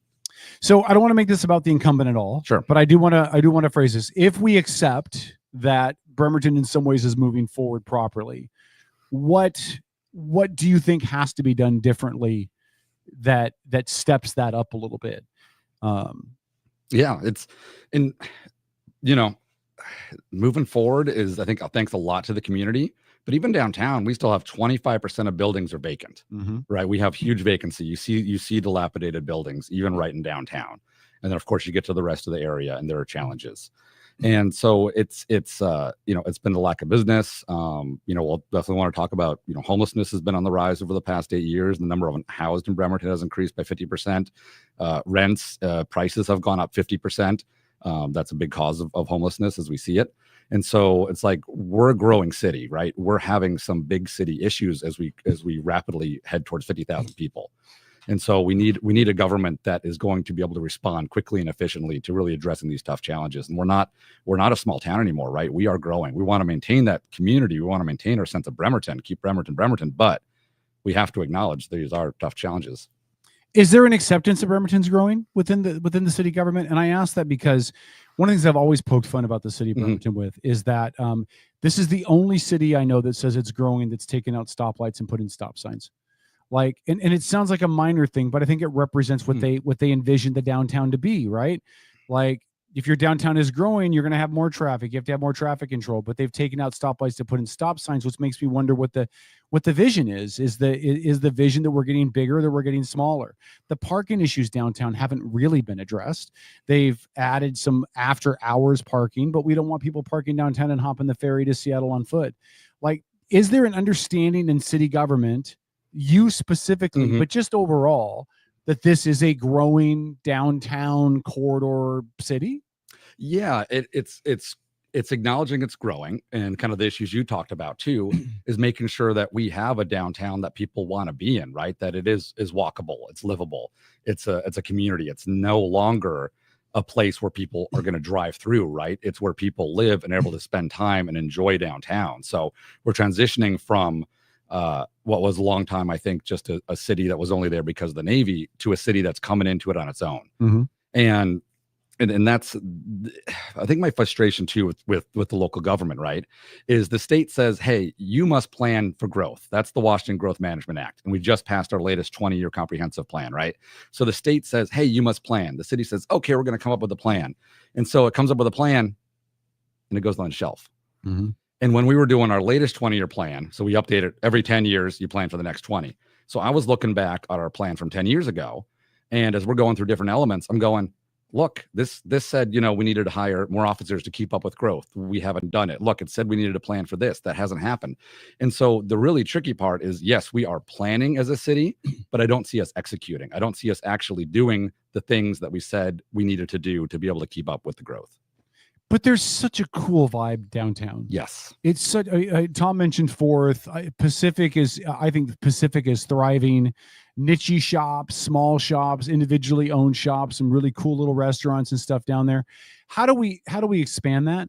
Because again, I go back to the fact that you just got to go a couple blocks away from that, and the homeless, the mental health issues, the substance abuse issues are front and center. How do we expand that feel good 5 or 6 blocks to encompass more of that downtown? I think, twofold. First, for businesses, there's still a number that have struggled to open up in Bremerton. Part of that is our city permitting. Part of it is red tape. And so I think there's a lot of things we can do within the city to make it easier for businesses to open and stay open to start. But then, let's talk about all these problems are interconnected, right? Rapid rise in housing prices has led to more folks being unhoused, an increase in homelessness, right? In Bremerton, we've also seen, again, the rapid rise in both violent and nonviolent crime. And so I think the way we addressed it was one, build housing, get housing prices down, tackle homelessness at the source, and make sure that people aren't unhoused because of housing prices. 2, with homelessness, I think we need to acknowledge that Bremerton is although it's the largest city on the peninsula, it's still only 16% of the county's population. And we are also the poorest per capita. And over half of those who are unhoused in the county are in Bremerton. So Bremerton is essentially, as a city, being asked to take on this crisis and shoulder the majority of the crisis. And we're doing that as, again, the poorest per capita city. So we need to say Bremerton can take the lead. We can do a lot, but we can't be siloed. We can't do it all. And we have to work with other cities in the county. And so I really see it as, and I've been working with nonprofit partners on an actual navigation type shelter that provides wraparound services, right? Like, because when it comes to homelessness, we need to acknowledge there are many, many causes behind it. And so you need a solution that provides resources and pathways out of homelessness, not Band-Aids, not just temporary shelters, but something that actually provides a true pathway for people to get whatever the help they need, whether it's monetary, whether it's substance abuse or mental health treatment. That there's an actual way that they can get better off in their lives. And then second is also saying, it's it is not humane to let people waste away, on the sidewalk. It is just heartbreaking to see what's going on down there, right? In some of the massive tent encampments that have popped up in the past. And so as council president, I led the very difficult conversation to say we also need some reasonable ordinances on the books, so that we have tools to make sure that people aren't living in unsafe conditions and they're not in residents' backyards and blocking businesses and sidewalks. And that was a very difficult conversation we had, but I think we ended up with what was a really reasonable law that was in line with other cities and best practices. And I know it's not about the incumbent, but I got to say the incumbent didn't even sign that law. It went into effect 10 days without a signature, but it's all the above. It's all hands on deck, right? Again, it's tough stuff, but we need to take the middle ground on it. We need to move forward. We need to have resources for folks, and we also, need to say that it's not okay to leave folks out in the tent on the sidewalk. So the homeless issue is very personal to me. I have a 19-year-old daughter who is among those that are in the MLK encampment. She's down there by choice. She has declined treatment. She's hopped on fentanyl. She's got some mental health stuff she refuses to address. The city of Bremerton has been great with outreach people. There's been people from Kids at Mental Health that have outreached. I got people calling my phone. How can we help her? What kind of wraparound services can we provide? And she has zero interest in any of those. How do you're elected mayor, how do you address the folks that are down there that are like her? That I'm not answering to nobody. I'm not going to follow your rules. I don't want services. I just want to be left alone to be in my tent. Yeah. And that is the biggest challenge, right? Because pretty much all our tools are voluntary, just as you said. And I have lost track of the number of parents that I've talked to and door knocking that have basically said either they've had children to themselves. In order to get treatment, they had to hit rock bottom, right? Something had to go pretty horrific, either a near-death experience or getting arrested or just running into issues. And that was what actually got them into voluntarily taking services. And there's a number of parents who have basically said, hey, what can the city do better? And I've had some parents straight up say to me, it's heartbreaking, but it's like, yeah, can you have the police come down and arrest my kid? because I'm worried that they're going to die from a fentanyl overdose, that they're going to die if there is an intervention. And so, yeah, as mayor, you know, we do have laws, right? And so again, knowing Bremerton can't do it alone, yes, we provide the resources, we provide true pathways out of homelessness, but we also have to say, you know, Bremerton can't shoulder the burden alone of everybody here. And so, yeah, when it comes to blocking public sidewalks, when it comes to blocking businesses, people's backyard, we have to say that's not okay. And we have tools at our disposal, and we have you know, law enforcement that are well trained. We want the best that are trained in de-escalation, behavioral health navigators that are offering all those resources. But yeah, I say it is not humane as a society to let people waste away outside. Yeah, it's just on a personal note, as a dad, it's horrible. It's horrifying. It really is the grossest thing ever. But I won't beat my personal issues to death. If we start cleaning up that area, where do they go? Because there's not enough beds. There's not enough housing available for them currently. A lot of them don't want, like we just talked about, don't want to take advantage of that. What do we leave them there? Do we? I know that the current mayor's office took some flack because they made a proposal to house them in a different location. How do we address that end of this? Yeah. So there has been capacity at Salvation Army, right? I give the Salvation Army major props for stepping up in terms of crisis, right? They've operated a shelter when it is not in their core mission and it's not their, you know, responsibility. And it's also not their expertise, right? And so although there has been shelter space there, it's, yeah, what do we do long term? And so, yeah, you know, long story short, in end of 2023, mayor, after about a year saying he was working on shelter solutions, brought forward one option. And the one option was essentially repurposing an existing public works plan to use some public works land to build a large warehouse, which the original plan was to house public works vehicles and utilities. And so essentially it was a repurposed plan, but instead of housing equipment, it'd be, you know, 100 people. And our nonprofit providers weren't involved. They weren't looped in. County wasn't involved. It was really Bremerton going alone. And so when that came to us, in addition to not having the right people at the table, you also saw a very large neighborhood community that was right next door, schools and parks and playground and residents who were completely caught off guard and surprised by it. And so they got very vocal, and I think rightfully so, because there was not the communication and explanation of how it was going to operate and how the impacts were going to be managed. And so that situation was untenable. And I give big kudos to our nonprofit partners. So we have this amazing affordable housing consortium is what they call themselves. And it's Kitsap Community Resources, Kitsap Mental Health, St. Vincent de Paul, several others. And they said, hey, we've got a better solution. We've seen this work in other cities. And instead of building a giant waiting room, right? Like if you went to the doctor's office and they had 100-person waiting room, and you walked in and maybe it had the most amazing fish tank, right? You'd be like, why does this doctor's office need a 100-person waiting room? What's wrong behind the scenes that they need capacity for 100 people waiting to get treatment? And so they said, yeah, this is what we need. Let's do about 30 to 40 low to no barrier shelter. So if someone does come in at 10, 11 o'clock at night, they can get a safe place to stay for the night. But they said, let's rapidly move them into some more permanent housing on the same site. So you're talking pallet shelters, you're talking tiny homes. And because you have all these different nonprofit providers that provide these services for mental health, substance abuse treatment, you can have the on-site services. So you get people stabilized, you get them the help they need. And then, you know, you're partnering with Bremerton Housing Authority, which does Section 8 vouchers. So then you can move them into low-income housing. And, you know, to wrap that up, that's the long-term solution. But you're right. We need housing. We need several of these, not just in Bremerton, but throughout the county. Right. We need capacity. So it's really an all hands on deck. And it's going to take the state and the county and the cities all working together. And that's the only way that we're going to have enough capacity for folks. And there you go. How do you address the people in those neighborhoods where you're going to want to put those 30 to 40 unit assistance centers at? Like, you know, yeah.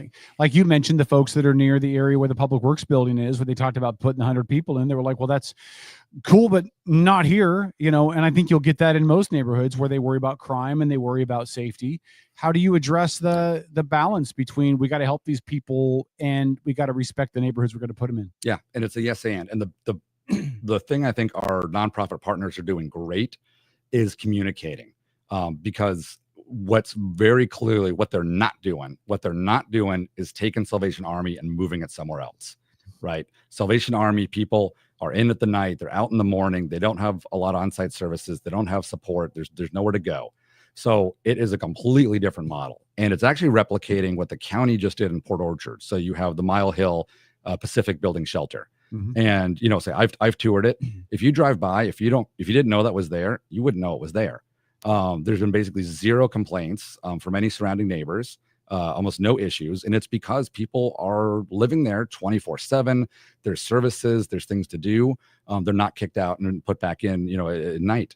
And so that is why this model is so critically needed. And so what they've been communicating is that this is a new model. It's not Salvation Army, and they're doing advanced outreach. They'll have a press release in a week or two on a possible site. And they're also gathering input, right? They're saying, what are those concerns? And so getting the community buy-in, getting those concerns on the table in advance is so important. It's that communication that you're not springing something on people, you're bringing them along and you're making sure that they are part of it. What can be done in the meantime? I think about the businesses that are down there. I had a really good friend that lived in the brick apartments there. That's right, kind of kitty corner from Burger King there on 6th. Yeah. And they ended up moving. Her and her daughter moved because they just didn't feel like they could even be safe getting out of their car in the parking lot. That Burger King that's been there forever is shutting down. Now people say, well, boohoo, it's a fast food, but it's jobs and it's a business that's been there forever that is on a major thoroughfare, should be making a good amount of money, but because of safety concerns, they're going to leave. How do we address the needs of the people in those neighborhoods, businesses, property owners, all of that to address their issues and still be humane with the folks that are homeless while we work through these bigger questions? Yeah, it's something we have to acknowledge isn't going to happen overnight. We need these long-term solutions in place. But what I would like to see more of is, again, more outreach. I think we start engaging some of the folks already doing the work. You have some great people doing outreach. And so you make sure that they are coordinating and everyone's on the same page in terms of what resources are available for people, you know, who are willing to take them. But I'd love to see more things like our bike patrol. Bremerton used to have a really active bike patrol downtown. And that was wonderful because people got to know their officers, right? You could walk up, it wasn't intimidating. You got to have a conversation. You could say, hey, I've seen this over here. Can you check this out? And vice versa, the officers in the bike patrol got to see people and get to know them face to face, get to know the community really well. And that's that more community type policing that I would like to see, right? It's law enforcement working hand in hand with community and doing that de-escalation first, resources first, really that communication. And so I think if we work on that too, that will also at the same time, you know, deter crime from happening. By having just that little extra visibility and presence in downtown and officers on bikes. And Tegan asked in the chat, she said, what a bike patrol for what, homelessness? And I think what you're saying is not really about homelessness, but allowing boots on the ground, so to speak, to connect in the community and talk to people and get to know their neighborhoods, right? Yeah, absolutely. Yeah, not dedicated, you know, task force or anything. But we see it downtown, and I want to be really clear to separate, you know, homelessness from crime, right? Just because somebody's unhoused, they're not a criminal. Just because someone's a criminal does not mean they're homeless, right? But we have seen a rise in crime in general in Bremerton, and I have heard from a lot of people who either visit or live, you know, around, and they have that. They say, "Man, I want to go downtown, but I don't feel safe," right? And that's where, if you have a little bit of visibility, you have some folks on bike patrol. I think that helps out downtown. It helps people feel safe. It allows them to proactively address issues because, you know, if I can go on a bit of a tangent, this is, I think my big thing was when it comes to law enforcement is it's being proactive instead of reactive. I met a couple who lived 5th Street downtown, who a year ago, their house basically half burned down.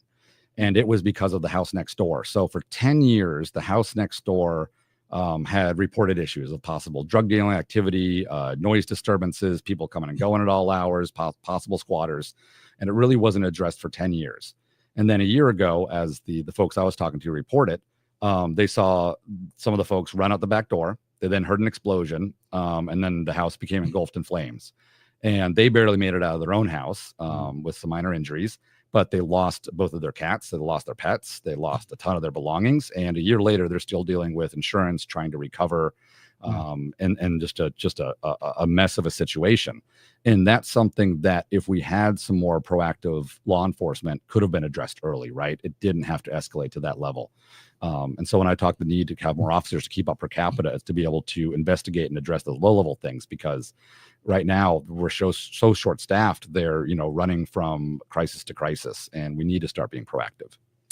Yeah, when I moved to Kitsap in 1996, that part of Bremerton was an issue back then. The first job I got was at that 7-Eleven that's down there on 6th and Park, and we used to watch prostitutes across the street. Like it was wide open, wild west down there. It feels like it's been an issue for a long time. Yeah, and there's been so many issues floated around over the years, and I think kind of getting back to what you talked about with planning, and we plan for growth, but then we never really execute the plan.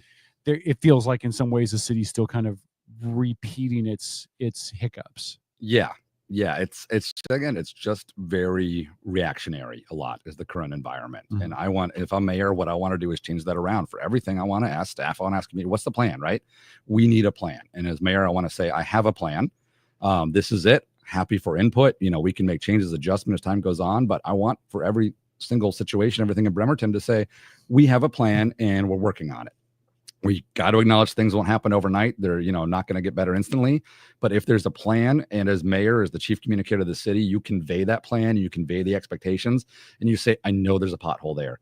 We can't print money. We will get to fixing it. It's going to be a year. But you let people know that, yes, there is a plan to get that fixed. I think everyone's on board with that, right? Most people are reasonable. They know we're not a rich city. They know we don't have infinite money. There's only so many things we can do at a time. But if you communicate the expectations and how you're going to fix it eventually, that's what I think people look for. So you using the pothole example, make it metaphorical now. What do you think the big potholes are to Bremerton sort of executing what you're talking about? What's the first pothole to your plan, assuming you take the mayor's office? Gotcha. I think so. I mean, money's probably obvious. Money's on there. Yeah. Right. So let me talk about my first 100 days. What I really want to do in my first 100 days is meet with every one of Bremerton's 400 plus employees, because these are the folks who are doing the jobs day in, day out in the city, right? They know it the best. And I want to meet with them and then work my way up to the director level. And I think when you do that in a large organization, you get a really good sense of what's going right and what's going wrong. And I've talked to some employees who have left the city, and I know some of the things internally that are going wrong. And I think a big chunk of it is there's a lot of siloing. I see a lot of time Parks isn't talking to Public Works, isn't talking to police, isn't talking to permitting and DCD. And as mayor, that's your chance to make sure that everyone's on the same page, that every week you're doing a tag up and you're saying, hey, okay, we got this event 6 months out, where we're at. This is 3 months out. This is the week out. What's our 5-year plan on happening here? And you start to get a city that's a lot more effective. That's kind of the first thing I want to do, because you have to address what's systematically wrong within city government to start being effective to tackle the problems that the city's facing. What's the financial health of the city? I'll be honest, it's not great. When I came onto council, and I had watched, council for a long time before that, I never thought I would vote against a budget, because in general, the budget process, if it's done well, you're voting for the budget as a whole. And the council members in the past who I had seen vote against a budget, I saw them do it for what I thought were petty reasons, right? Oh, I didn't get this project in my district, or, oh, I didn't agree with this one thing. And I'll tell you, this past year, I voted against the budget because it did not address the budget crisis that we are finding ourselves in. And we're not the only city alone in this, right? Just as costs have been increasing for households, costs are increasing for cities. And we can't print our own money like the federal government, right? So we have to have a balanced budget. And the mayor is tasked each year with presenting a balanced budget to the city council. And we did not get that this year. There were no proposed cuts in spending and no proposed increases in revenue. And so we are currently eating into our savings to the point where we had, I would call it the equivalent of having several months cash on hand on your, you got several months cash on hand in your checking account. And we're going to be down to literally 1 month's cash on hand at the end of this 2-year budget cycle. And so that's just not tenable, right?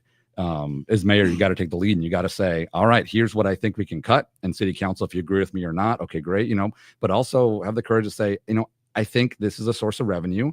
I'm going to communicate well how those tax dollars are being wisely spent, how they're being effective, and see if people are willing to go for it. But you got to have a balanced budget, and we don't have it right now.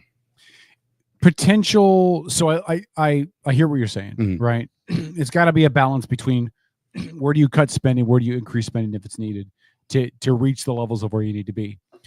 As I talk with people in our community, though, as I hear from people that are out and about, the one thing I hear is, God, we are taxed to death. We are so taxed. And again, a lot of this outside of the city jurisdiction, right? Yes. But the end result is still the same. Gas tax is exceptionally high. Property taxes are going up. Permit fees have skyrocketed the last couple of years. We'll talk about that in a moment. But don't get me going on alcohol fees. Alcohol fees, yeah. Well, if you're in a distillery, for goodness sakes. But if you talk to the average schmo, they're all saying the same thing. You're a dad, right? Yep. The cost of everything has gone up. Everything's up. I don't know how you can sell any increases in taxes at this point when people already feel like their power bills have skyrocketed, their tabs are all that stuff. And again, and I'm not asking you to defend it, but the average person looks at the city and the state and what's gotten better. Like crime has gotten worse. The roads suck. Like it doesn't feel like that extra money has gone anywhere. How do you combat that idea? If you come back to the table and say, we're going to have to create some revenue, a fee, a tax, and added something somewhere, how do you justify that when people feel like they're already beaten up? Yeah. And I think the key is transparency, right? It is being transparent about where every tax dollar that is collected is going in the city, where it's being spent, and communicating that well. And again, I'm going to go back to the analogy. It is tough. We're in a mall right now. I'm looking at businesses, right? And so everybody's household dollars have been pinched as we've had, rapid rise in inflation over the past 5 years. Everyone's wallets are feeling pinched, and local businesses, the same thing, right? Their cost for goods, their cost for labor has gone up too. And so you see businesses having to raise prices. And that's difficult. So if you're a small business owner, you're like, God, I don't want to raise prices on my customers. I really don't, because they're great customers. I hate to do it, but I have to stay in business. And honestly, the city is no different, right? That something has to give. So we have hired a lot of folks over the past 8 years. We've gone from about 350 full-time employees to 410-ish over the past 8 years. So that's been a very large increase in city staff. And I think that needs to be looked at wisely, right? As mayor, you have the insight and the ability to work with directors and to really say, I know this is difficult, but what positions can we cut, right? What can we get rid of that won't affect most people in the city too much, right? And so I have not seen that conversation happening internally to the city at the moment. At least it has not been presented to us. And so that's one thing. And I think that's it. You start first with what can we cut as a city that won't have large impacts.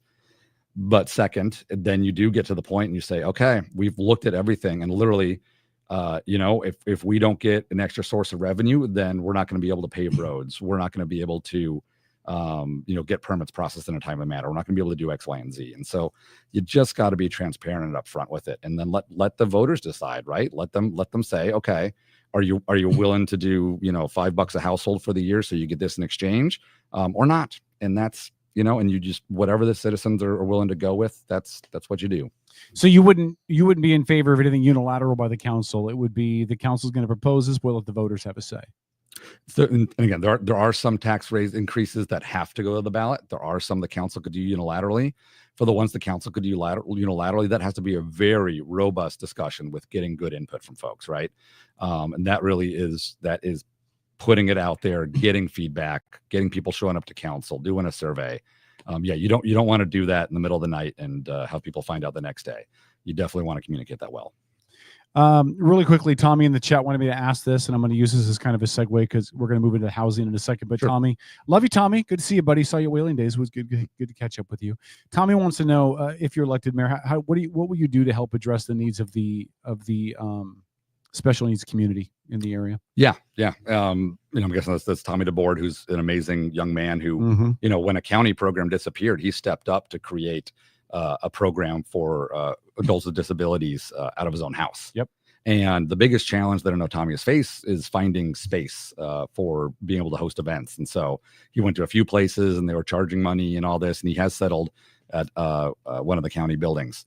And I would love to be looking at our park center to be able to provide that for free for groups so that they could be able to meet. So I think part of that is having space for different community groups to be able to meet, come together, because it is that financial hurdle.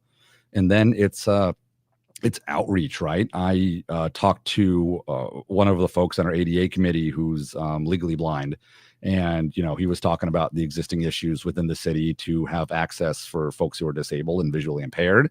And that's something we need to work on. It's both our website access, our communication, making sure officers and staff are trained on how to interact with people who may have either cognitive or physical disabilities. And it's like any other issue. It's listen to people. It's listen to people, get them at the table, let them tell you what's not working well, and then get to fixing it. My regular co-host Paul, who is not on the feed, but he is in the chat, wanted me to ask this question. Obviously, immigration is a huge debate, a huge discussion. Most of that is outside of the city's jurisdiction. It's more of a state federal thing. One of the things that Bremerton is always, well, not always, but as long as I've been around here, they've been recognized as a sanctuary city. Do you have any thoughts on whether or not that stays in place? Would you advocate for a change? So it's actually Washington state law.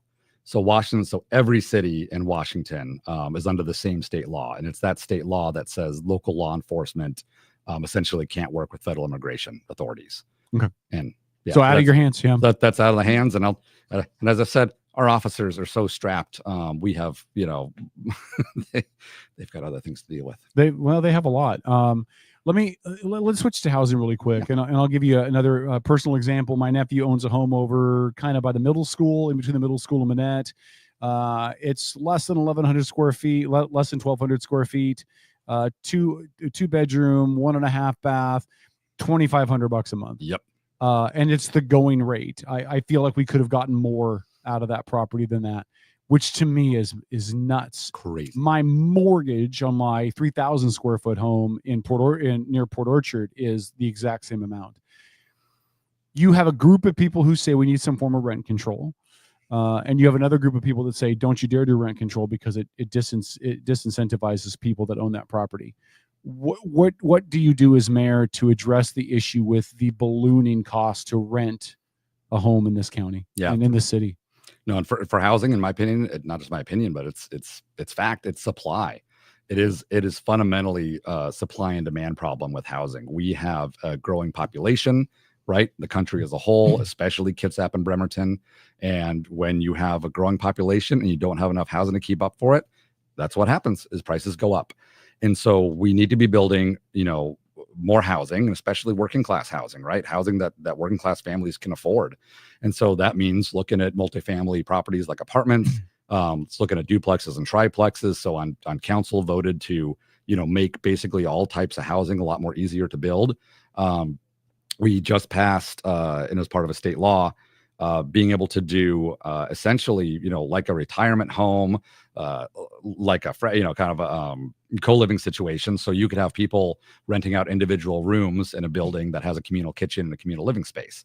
Mm-hmm. And this is, this existed back in the 40s. Bremerton was 80,000 people during World War II. Yeah. I think people forget that we had that many people living in Bremerton, and they did it by things like that co-living, housing example. So we can. Yeah, there's houses still on the west side now that were original houses from back then that were the exact same plan. Right. And so it's, no, we don't need giant single family homes. We just need small but affordable quality places for people to live. And so this is where you get creative, right? You allow this new types of housing. And I think in particular, what I'm excited about, and when I was on the Kitsap Coordinating Regional Council, I really pushed for this, is to get it easier to build ADUs, accessory dwelling units. So things that are, commonly referred to as mother-in-law apartments, but really it could be you renovate out your basement and give it and have a second entrance, and you could rent it out. You build a building in your backyard. You say, maybe I want a garage, and I'll put a living space on top of it. And so really thanks to leadership out of Paulsbo, working with that Coordinating Regional Council, now all 4 cities in the county have the same 6 plans that are available for folks for free. So you can basically say, oh man, there's 6 plans ranging from about 400 square feet up to 1,000 square feet, and they are construction ready and they're pre-permitted. So you don't have to go through the whole, a good chunk of the whole permitting process. And so if you have the space, you can now basically take that off the shelf, bring it to a builder and say, I want that built. And that's going to be great, but it's only half the solution. So the other half that I think we need to do is, and I've mentioned this to some of our funding partners, but work with places like Kitsap Bank, Kitsap Credit Union, make it easy to get a low cost, low rate loan for somebody, because not everyone has, let's say it's 50 grand to build one of the bigger ADUs. People don't have that cash sitting around, right? And so if you're able to get a easy, low cost loan, then they could build it, rent it out, make their money back, and give someone an affordable place to live. And then let's also talk to our state partners about possible tax incentives, tax credits for building those as well. Fair enough. You mentioned permitting. City of Bremerton has jacked up the permit rates. I mean, more than doubling them, and it's a thing. Is it counterintuitive to say we're trying to encourage building and we want to see new units and we want to see all this stuff, and then we see the cost of the permits go through the roof, and the delays are pretty substantial? And in the city's defense, it's not just the city. Kitsap County is running the exact same issue with their permitting process as well. It's kind of a universal problem. But does it make sense to say, well, we need to build, but we're going to jack up the permits, and it's going to take forever for you to get them accomplished? Yeah, I say that the city cannot be the red tape. The city cannot be the bottleneck to getting housing built. And it is at the moment. Mm-hmm. It is. You look, thanks to a state law that really provided transparency, we now have a couple years of data on our permits. And this, again, goes for all other cities and county as well. But you look at the city of Bremerton, and 2/3 of housing permits are taken longer than what the state says the maximum they should take. Mm-hmm. Right, they're out of bounds. The same goes for ADUs, even things like special event permits and some business licenses. It is a problem, and other jurisdictions have acknowledged this. The county just underwent a big process to try and overhaul the permitting system. I think Bellevue's done it. It was Redmond's and Everett. A lot of cities have said, hey, we don't need just a one day, let's try and streamline it a little bit. They've had summits of getting everyone at the table. Let's get the builders at the table, and the permit specialists, and the unions and labor, and everyone who's involved in the process, and really revamp it to say, what forms do we have right now that are redundant that we can get rid of, right? What can we combine? What really needs special attention? I've talked to some permit specialists who've left the city, and they've had some really smart ideas that haven't been implemented yet, like having a dedicated environmental permit tech, because that can be a big hurdle for a lot of folks. And that can really require a specialized knowledge. So even without increasing staff, there's smart ways to increase the permitting. But as far as the cost that you brought up comes back to, like everything else, prices have gone up. But what's funny is I've had some builders say, we would be happy to pay 3 times the rate of permits right now, if we had not just expedited, right, but just a reliable permitting timeline. Mm-hmm. Because when you talk to the folks who are doing the work, it takes longer to get the permit than it does to build the building. Yeah. And so that is time that they have that they're paying, or they're waiting on materials. Material prices are going up. Labor costs are going up. Every day that a new housing unit is delayed is a day that the price of that housing is going up. And so, there's an argument to be made to have a structure of, okay, you're an individual wanting to get a permit for your water heater. Yeah, let's make that cheap and easy. But I think some of the bigger builders, you're building an apartment complex, they would actually totally be happy to pay extra permit fees if that helped us get some staff and a better process to actually have a reliable and quick time schedule.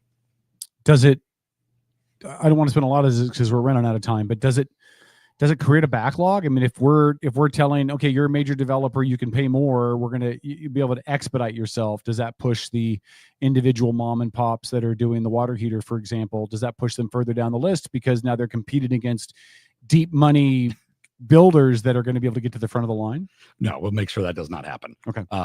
Yeah, you have extra staff. You can make sure that your mom and pops doing things are getting their things on a time schedule too. And in fact, I'd say it's subsidizing it, right? Okay, yeah, you got the people who can shell out more for the building. Great, have them pay so that we have extra staff so that you can turn around that water heater permit faster. Last question. This hour flew by, dude. It did. Yeah. Really flew by. No shortage of issues. And if you make hold it real quick. Yeah, just something I saw in the chat. Yeah. I do believe a happy birthday. Is it your birthday? Oh, I did. Tomorrow is my big 4-0. So happy birthday! Thanks. We'll have to sing for you before you're done. Oh boy. No one wants me to sing. You really no. I have not had anything to drink today. That's a shame you didn't prep. Now my failure to prepare is preparing to fail, Tom. The last question I have is Wheaton Way. As I drive down Wheaton Way, I'm amazed at the amount of what I'll call decay is still on that road. The old Denny's that's down there has been empty and vacant forever, overgrown, falling apart. Across the street was a Sizzler. God, I miss Sizzler. I miss Sizzler. Boarded up, falling apart. You've got a whole bunch of buildings down there. And this is a slanted question because this is my opinion, right? I don't understand how we can have that giant bus transfer center on Wheaton. Across the street, we have DSHS state offices on Wheaton, which are non-tax revenue generating space on our major thoroughfare. How do we revitalize that Wheaton Way corridor, which should be major money-making potential for the city? How do we address property owners that have basically said, I get enough to write this property off rather than do something with it? How do we get that? Because that should be big retail. And question part 2 to that is, does it involve what I've been advocating for years, which is eradicating that B&O tax? Because we are directly, I still live in Bremerton, directly competing with Silverdale, which has no B&O tax. It's not an even playing field. So we'll answer in reverse. On council, one thing I advocated for and helped get passed was actually raising our B&O tax exemption. Correct. So we are now at $1,040,000 because of the way it up for the year. I always love that. It's $1,040,000. Call it $1 million, right? So yeah, we've been trying to incentivize, especially small business being able to come in and not get taxed. And so yeah, we can look at that. Again, we are in a budget crunch, so we do have to be realistic. And as far as other cities go, we now have one of the highest B&O tax exemptions, right? Which is great because we do need to attract small business to Bremerton. But definitely something we need to keep looking at. As far as some of the buildings that haven't been filled, and again, not only Wheaton Way, but again, 25% downtown, right? Other areas too. One is it's part of our permit in our city, right? We need to make it easy for folks to open up businesses. We have seen in the headlines businesses that have tried to open in Bremerton and said it was too hard. I gave up. That happens, right? Things took too long, or it was too much red tape. It was just too complicated. So we need to not only be better on our internal processes, but I think we need an internal culture shift in the city where we are actively soliciting for businesses to come to Bremerton, right? We are not just standing by and waiting for applications. We are saying, please, can we help you, right? How can we help you through this process? But to the longstanding vacant buildings, I will say I have been advocating for, and one thing I'd love to get done is to look at a vacancy fine for buildings that have been owned for a long time, especially by wealthy owners who do use it as a tax write-off. Because right now, the cost of just paying the property tax bill on some of those buildings, they get the tax write-off, they don't care. Yeah. And to make sure we're not penalizing, small business owners. But it's tough. With Washington State Constitution, we cannot tax property based on status. So you can't say, oh, your building is filled, you get this certain property tax rate. Oh, it's vacant, you get that. We can't do that. But we can do a fine, and other cities have started to do it. And we can say, yeah, your property is a blight. This downtown empty building, it's an attractive nuisance, whether it's rodents or safety hazards or just, it's not kept up aesthetically. So it's bringing down the rest of the value. It's affecting our downtown. Yeah, let's start finding those owners. Let's provide them the, financial incentive, because I'm all about carrots first, right? Let's do incentives, but sometimes you do need a stick. And for some of those long-term wealthy building owners, they need a stick so that it's not comfortable to sit in those buildings. Fix them up, get them rented out to businesses, or sell it to somebody. Sorry if you lost some money on this as a long-term investment. Well, that's what happens, right? Sell it so that we as a city and we as a people are able to use that space and revitalize. Yeah, I think about when I come across the Manette Bridge from Manette back into Bremerton on the hill right there, where it used to just be blighted out old homes. Nobody was living there. It was all kind of haggard and beat up, and the development in there has made a big difference, right? Here's my only caution about the B&O tax or my only disagreement with the B&O tax. You're right. Like that $1,040,000 exemptions is really important to small businesses. But what did Lowe's do? Lowe's was like, well, we don't want to pay we're a big mega store, right? So we're gonna rebuild literally a mile down the street so we can get out of your B&O tax. Walmart made sure they built further down the street so they didn't have to worry about it. Attracting businesses is really cool, but if we want to get those big businesses, those big employers, aren't we going to have to do something more than just the $1,040,000 exemption to get them to want to come in here? I think it's something we should look at, because it is and it's based on gross revenue, and gross revenue can really depend on your business. Yeah. If you're a grocery store, you do a lot of gross revenue. You don't do a whole lot of net revenue. So yeah, I think we need to get smarter about how it's structured and exactly what metrics we're putting in place, what behavior that incentivizes, right, for those businesses. But also let's make Bremerton the place that people want to come to, right? Like if we just get things working really well inside the city, and they know, yeah, I want to have my business in the city because I know I'm going to have great, EMS and first responder response. I know I'm going to have a well-paved street and a maintained sidewalk. I want to be in the city because that's a great place where I'm going to get customers coming. I think that's partially how we do it. Okay, one last question. I lied. One last question. The one thing I hear from people that live downtown, we've done a lot of great development downtown, added all the apartments, all the condos, all that stuff down there. We need a grocery store. Oh God, yeah. We need somewhere downtown that people can We have shop. one. They don't want to go all the way to Safeway. They want to be able to walk somewhere, have somewhere close in their neighborhood. Do you have a plan to encourage that, support that, and is that even feasible downtown with the way that the city's laid out currently? Parking would be really hard. So I think the way we do it is we do have a basically full grocery store downtown in terms of the co-op. Now you can get all your basic staples there. You can get meat and grain and canned goods, and it's actually amazing what they have. They're currently in a 900 square foot shop. It is tiny. You're talking the co-op that's over on Park, kind of down, almost near across the street from Seafilm. Right? Yeah. So I know it's not a Safeway or an Albertsons or a Kroger or anything like that. I think it's great though. It's a really great store. Folks, go check it out because is it cost competitive? Really do have. That's the thing. So because they have such a small square footage, it's tough to be cost competitive. So there you go. There's some empty buildings. If we can facilitate them moving into a bigger space, you get them up to 5,000 or 10,000 square feet, then they can bring costs down. They can expand inventory. We also have Volka's, which is a Mediterranean market that's closed. That's moving across. That has more of a specialty items, but also a lot of fresh things. That's the Mediterranean market on Pacific, right? Yes. Yeah, that place is wicked cool. It's really cool. Yeah. The owners that run it are great. And so that's what I envision is, maybe one day the population will support, you'll hit that critical density where you'll get like a neighborhood market from one of the bigger retailers. But honestly, what I love is that we have a lot of great folks in our community who are kind of providing it, piecemeal.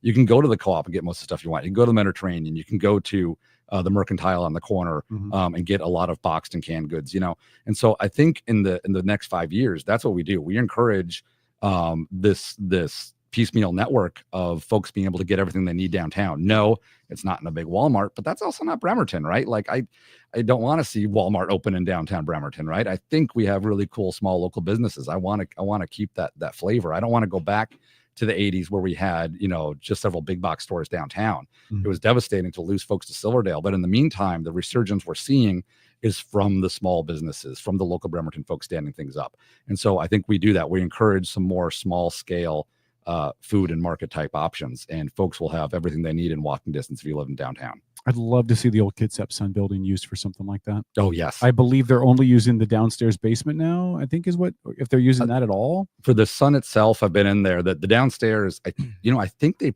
maybe did remove the old printing press. I saw it down there. Did they? Cool, massive behemoth of a machine. They haven't actually used it in like 10 years. But yeah, there's a lot of space in that building. Yeah. And I know the owner of that building well. He is somebody who is looking for like win-win solutions for downtown Bremerton. Be a perfect location, downtown, walking distance.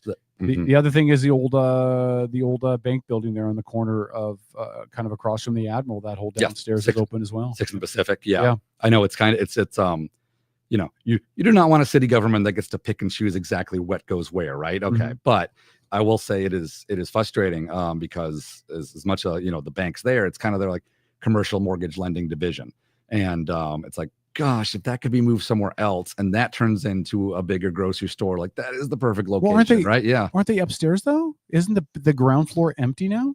I haven't been in there. I haven't had to do any commercial mortgage. I walked by there yesterday and thought it was empty. Like I think it's possible. The downstairs is empty. Yeah. I don't know. So Jeff, listen, man, this has been great. I've really enjoyed this. Great chat. questions. Let's do this. If assuming all luck on your end that you make it through the primary, let's do this again. My last question will be a really pointed one. Sure. I would love to get whoever the two people are that come out that are going to go to the general to get them on together. Not a debate. I hate debates. I think debates are stupid. But I would love to have a conversation about the future of Bremerton and where it goes. we've done a lot of these. We did them with Mayor Lent, and we've done them in the past with Greg Wheeler. And I'm not going to put you on the spot and ask you to answer it now, but I'd like you to consider it if you make it through, because I think it's really important to have the conversation. Again, I love it. No gotcha questions, no accusatory stuff, but but let's have the conversation, right? It's by putting the ideas on the table that you find out what are the best ones and you get the best solutions. So absolutely. Awesome. Jeff Coughlin, currently member of the city council, running for mayor of the city of Bremerton. The drop dead date, so to speak, to get those ballots in is Tuesday. And so if you're gonna mail it, I would put it in the mail tomorrow. I would drop it at a ballot drop box location tomorrow or Tuesday. Get it in, as he talked about before, man. 7 votes decided the council primary to get you into the next round. So Jeff has been great, man. I said we haven't talked before, but let's keep this conversation going. That sounds great. And I guess, again, reiterate, you're frustrated at the national level. You feel like your vote doesn't matter. Local, it matters. Every vote matters. It matters the most. So I always tell people, whether you vote for me or not, just vote. Like, please just vote. Get involved. It is the most important thing you can do for the future of your city. Awesome. Jeff, thanks so much. All right, we're going to do the top of the hour bumper break. We'll clear Jeff out of here. Jeff, just so you know, after we come out of the top of the hour break, I'm going to talk about you behind your back. Sounds good. That's what we do all the time. Anybody we have as a guest, we talk about it behind their back. We'll give our thoughts on some things that you've said, and we'll prepare for the Tuesday results. And good luck to you, man. Sounds great. Thanks for having me. Appreciate it. All right. Really quick, Jeff, how do people follow you? You can Facebook, TikTok, Instagram, every social media platform. Basically, look for Elect Jeff Coughlin, and I'm there. Awesome. Elect Jeff Coughlin. Look for him. Learn about him. Make a decision about who you're going to vote. Go. Back after this is Outlaw Radio. 1 more hour to go. Stay tuned.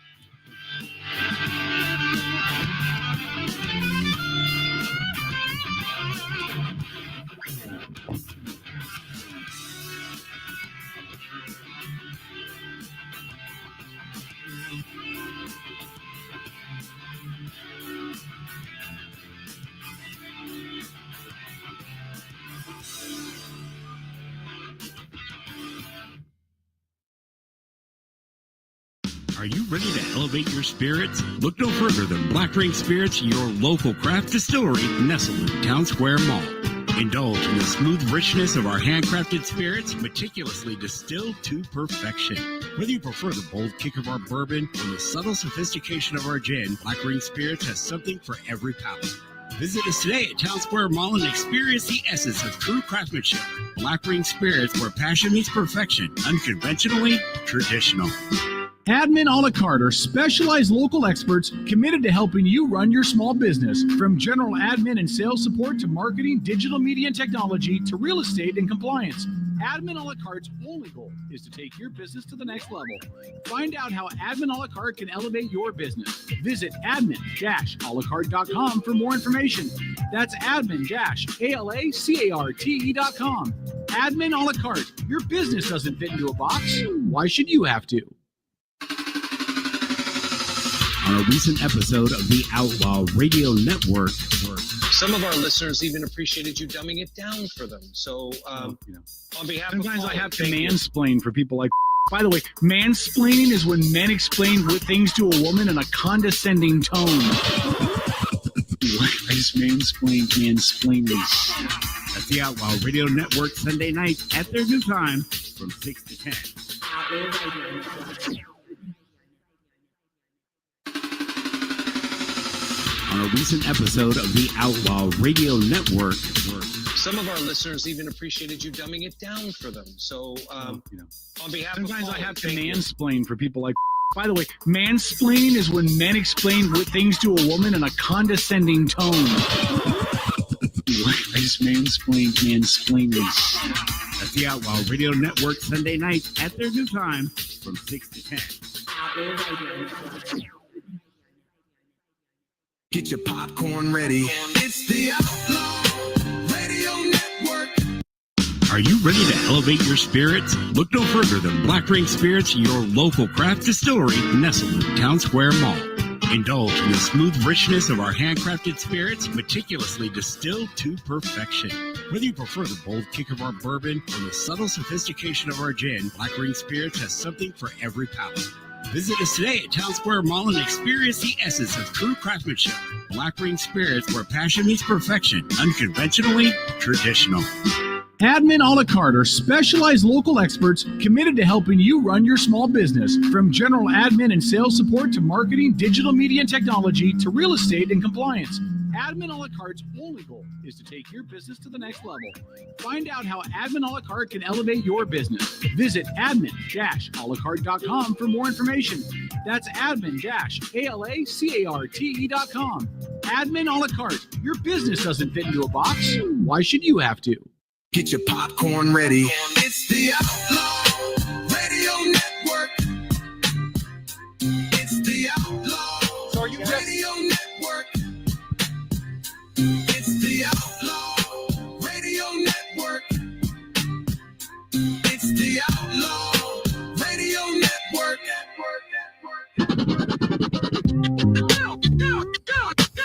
Normally we would have a host talking right now, but he's too busy talking to everybody else. So I'm taking over the show. And for the next hour, we're going to talk about weed and stuff that matters to weed. But that'll be enthralling radio. It's going to be more enthralling than politics. I was talking to Jeff's campaign manager about maybe having her come on after the election cycle, just to talk about what it means to be a campaign manager, what that looks like on a local level.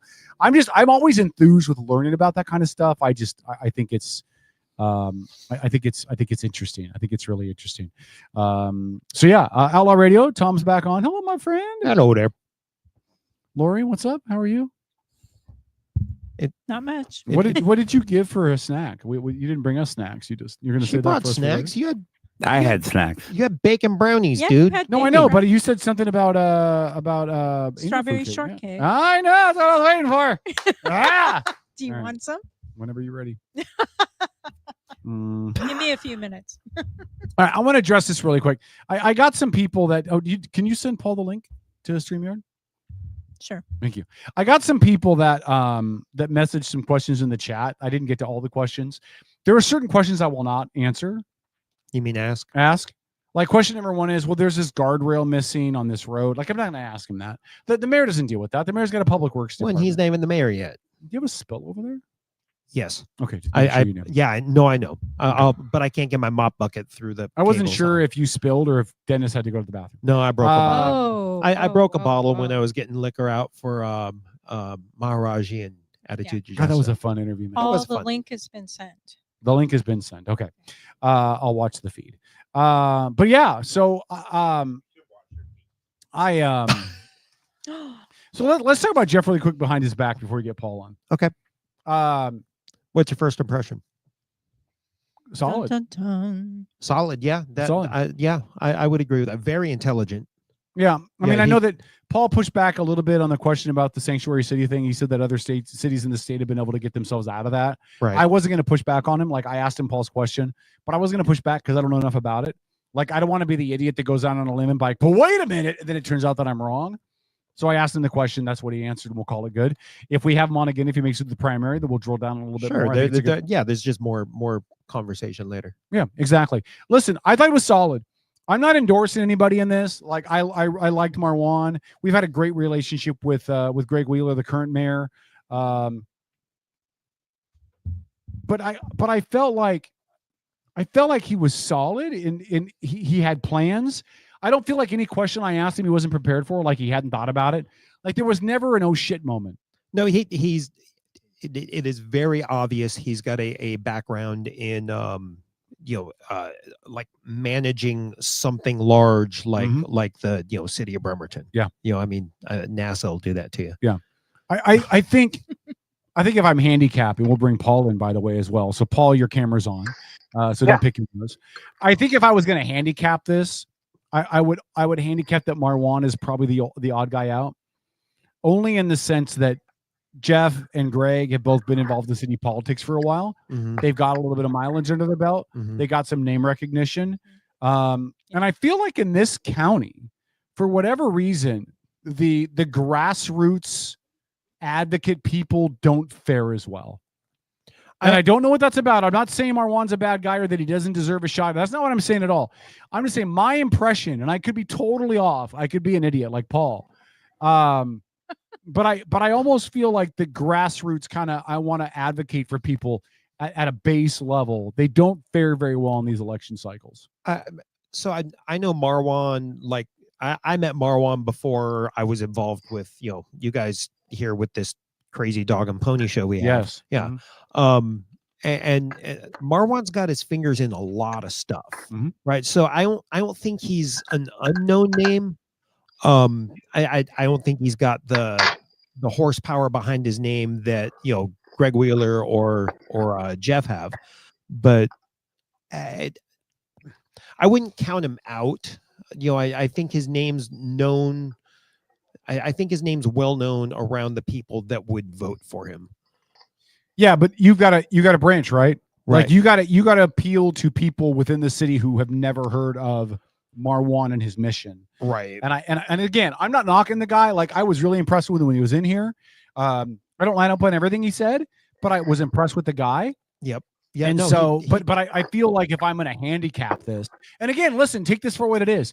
If you're a Marwan supporter, I guess that means you better get your ass to vote in the next 2 days and get other people to get their asses to vote if you think that he's not at a disadvantage. If you're a Coughlin guy, you don't rest on the fact that I and other people might think he's a better chance to move forward. You got to motivate people out to vote. Same thing with Wheeler, right? I mean, you can't rest on anything.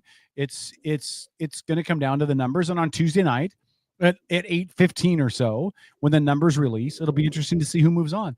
The same thing with the Caldier. Can you say her last name? Yeah, I can't Caldier? pronounce it. Caldier and the other person. I can't pronounce Caldier. No, the other Caldier. one. The other one. The other The one. other one, Christian Condem or something. Yeah, that person. There's too many D's in the name, and it makes me go duh, duh, duh, duh. Yeah. Hey, Paul, what's going on, buddy? Hey. How was the paintball range today? Oh, it was good. It was good. We had to stay real late though and start tearing it all down because the county has some inspections going on this weekend at the gun range because the gun range, we're hoping that they're going to have their rights back to shoot there within the next 6 to 12 months. And so with this, it won't mean anything for us because they have 72 acres there. They own the property outright. The nonprofit does. They've been teaching people how to shoot since World War I. They used to have grade school come there and shoot. Junior high would come and shoot. High school teams or students would come and shoot. So shooting used to be a very prominent thing, and it needs to come back because there's only one other range in the entire peninsula where people can go shoot. And as a result of the laws changed by the Democrats recently, for you to get your concealed carry permit or anything else, you have to have a certain amount of hours and time and rounds through your weapon in order to even purchase. So you've got to take those classes, you've got to shoot those rounds, you got to put that lead down range. So it is very important for them to get open again in order for people to continue to live their lives and purchase the devices that they want in support of the Second Amendment. Can I hate doing this, Kevin, but I really need to give you props. And you know me, this pains me to say that, but you had 2 really good interviews tonight, man. And I'm gonna say this for posterity's sake. Tom, I think when you had Emerald City guys in, I think that's one of the best interactions in an purely interview type setting that I've ever seen you do. So you did a really good job, man. I was really happy for you. I think it was more of a natural setting for you, because for you, Tom, I think you really connect with those guys, and really seem to have some great affinity towards them. So it was just really nice to see. It was very natural, it seemed, for you. So that was awesome to see. But can I say you guys brought up the folks running for mayor, and I think you make a good point, right? I think Marwan is the oddball out, so I would agree with you on that, but not that far, right? I think if you're talking major league batting averages, Greg Wheeler's batting .299, right? Coughlin's batting probably like 270. 265, 270, and Marwan's not too far behind at about 255, 260. I mean, I don't think there's a whole lot separating, but you and I know that in baseball, there's a big difference between that 255 hitter and that 300 hitter. So, you can really notice it's the little things that get put into play, right? I was disappointed tonight in his answer that he gave to the question about sanctuary cities, because that was a complete cop out. Then the primal nature of the question is, do you support that, right? Do you support the sanctuary cities? Because there's a lot of issues that come with that. And you can hide behind the state law, but there are counties and cities that are choosing not to. Lewis County, as a county, the whole county said, "Yeah, we're not doing this no more. We don't have to. We're not going to let you force us to do it." And yeah, there was a law passed in 2019, but that law is questionable. And in Washington State, it just has never been challenged. If it gets challenged, there's a fair likelihood that it would get overturned. Because is Lewis County then kind of waiting for the state to be like, well, wait a minute, there's a law, and then it'll get challenged in court, and that'll be what sets the precedence? I can't speak to their thought process. They haven't, at least not from what I've read. I don't think there's been a lot. There's been a lot of public comment, but I can't speak to the inner workings, right? I mean, I don't know anybody down there. I was just really proud of them when they came out and said, we're not going to be hamstrung by our state governor anymore because they're so far to the left that they're forcing us to not cooperate with federal laws and federal agencies, right? So they're like, yeah, we're not going to do that. We're officially declaring ourselves a non-sanctuary city. And here's the point. The word sanctuary is not a legal term, right? It's a political term. So even to say that isn't necessarily correct. But like I said, I felt it was a very typical tipped to the left kind of canned answer. Oh, well, it's a state law, so yeah, I can't do anything about it. Yeah. That doesn't tell the people anything about what you think about that. It doesn't give your potential voters any idea. And that's the kind of thing that if you want to be a good politician, you got to move away from that. You got to earn people's trust, and you earn their trust by saying what you mean, meaning what you say. And that was the one negative that I took back. The fact that he did, that he has the history that he had, I thought was super positive.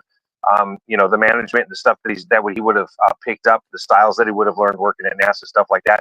I thought it was bad juju to probably come out and say, well, one of the first things I would do is meet with all of the employees of the city of Bremerton and determine who we can fire and who we can keep. I'm not saying that he shouldn't do that.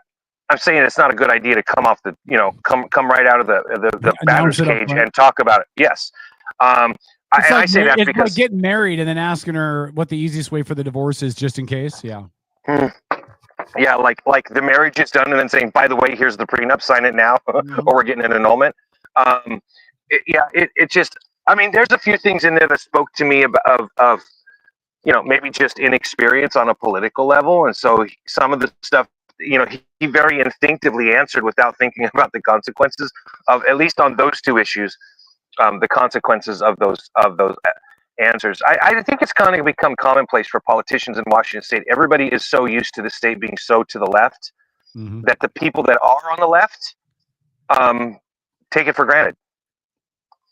You mentioned that, like we saw from Tara Simmons. Yeah. Yeah. Well, I have so many thoughts about Tara, and I do we not have a story? I am working on a story right now. We are going to break some news about Tara Simmons. Yeah.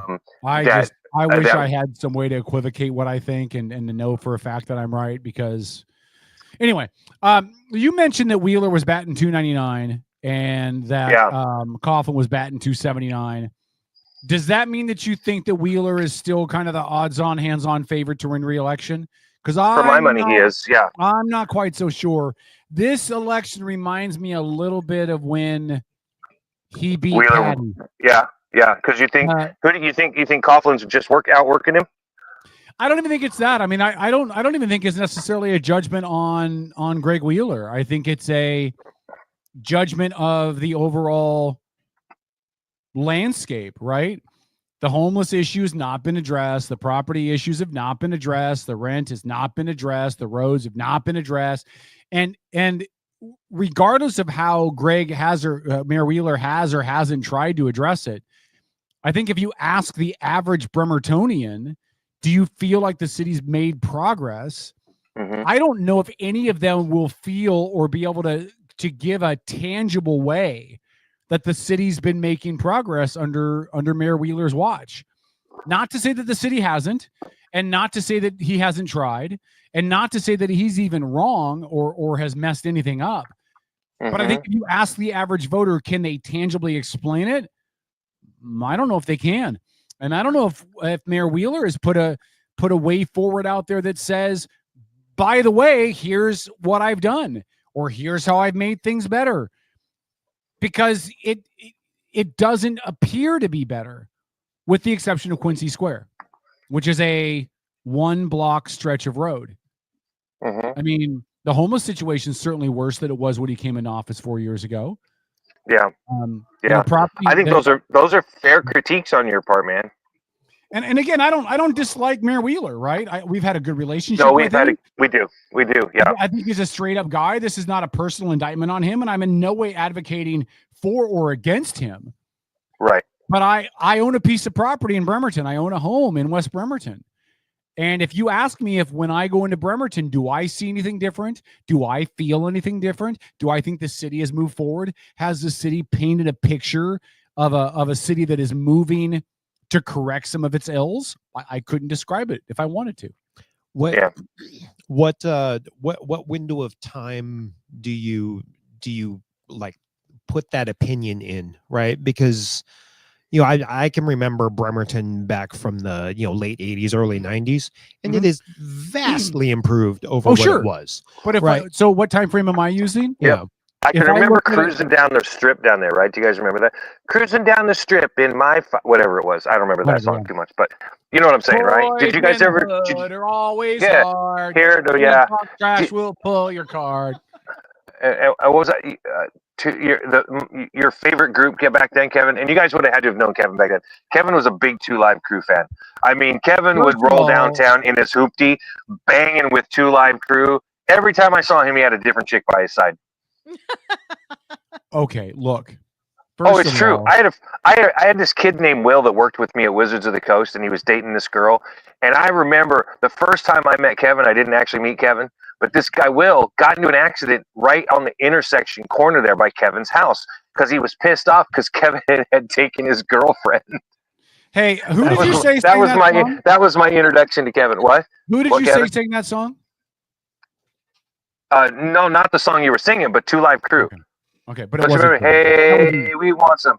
Yeah. Oh yeah, that was Easy E, by the way. Just so you know, Easy-E. Yeah, rolling in the yeah. Dude, I was never aware. Did you watch the documentary about his death? No. If you ever get bored, watch that one. He still hasn't answered my question about this timeline. Yeah, exactly. Well, Paul wouldn't let me. You tangent twins. So I would base sip on that a little bit louder, Paul. I would base the time frame on since Mayor Wheeler took office the first time. Okay, so the last 8 years. Yeah. Okay. Where? God damn it, Paul. Where are we? It's T. I'm sorry. Where are we? Where are we from the time that he took office till now? Do you look at the city and feel like we moved forward or backward? And it's a legitimate question. The homelessness issue is definitely backwards, although I also can't put that all on Wheeler, right? The part of the issue is it's a county-wide and a statewide issue. And as Jeff Coughlin talked about, it's a nationwide issue. I guarantee you right now, none of you can name one mayor in the entire United States that has fixed the homeless problem. Well, the mayor of Gorse, there's not a homeless issue in Gorse. Yes, there is. I moved to Belfair.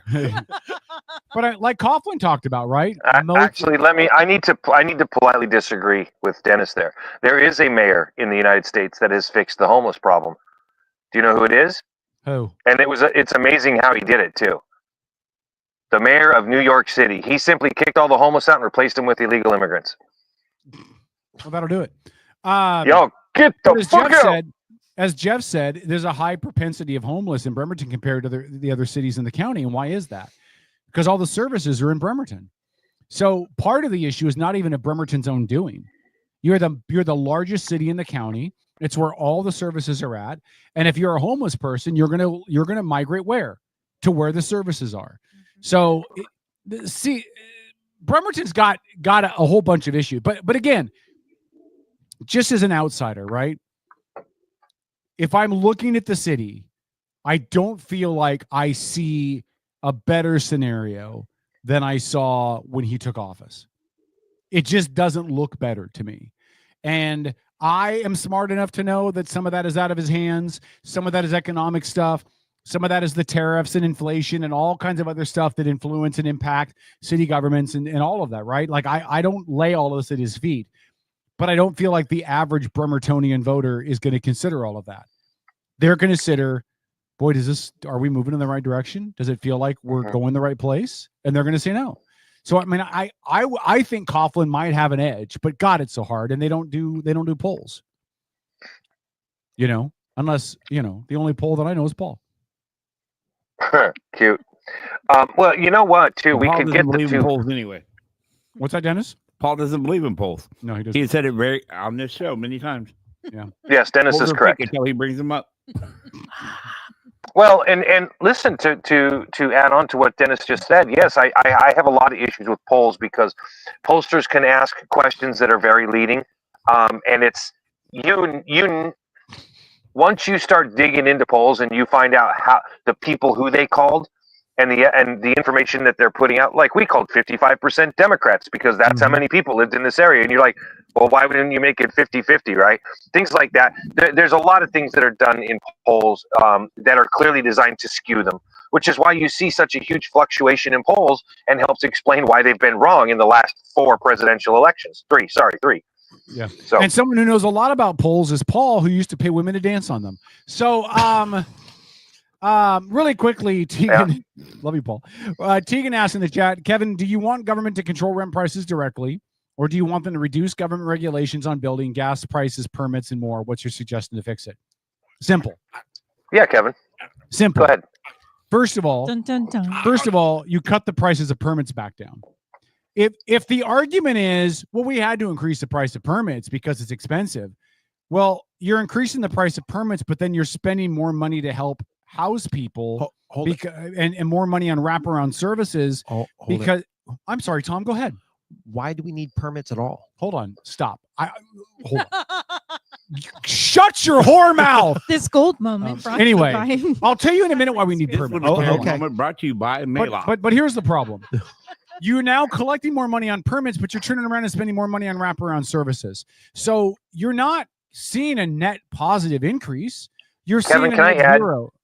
Can I add to what you just said that helps prove your point? I think the thing about hey Kevin, no, just I'm giving you added evidence to your point, okay? And we can dish on Tom shortly. Mm-hmm. It's fucking stupid what he said, but we'll dish on Tom in a minute. No, it's really not. We'll come back to that in a moment. Yeah, go ahead. Yes, we will.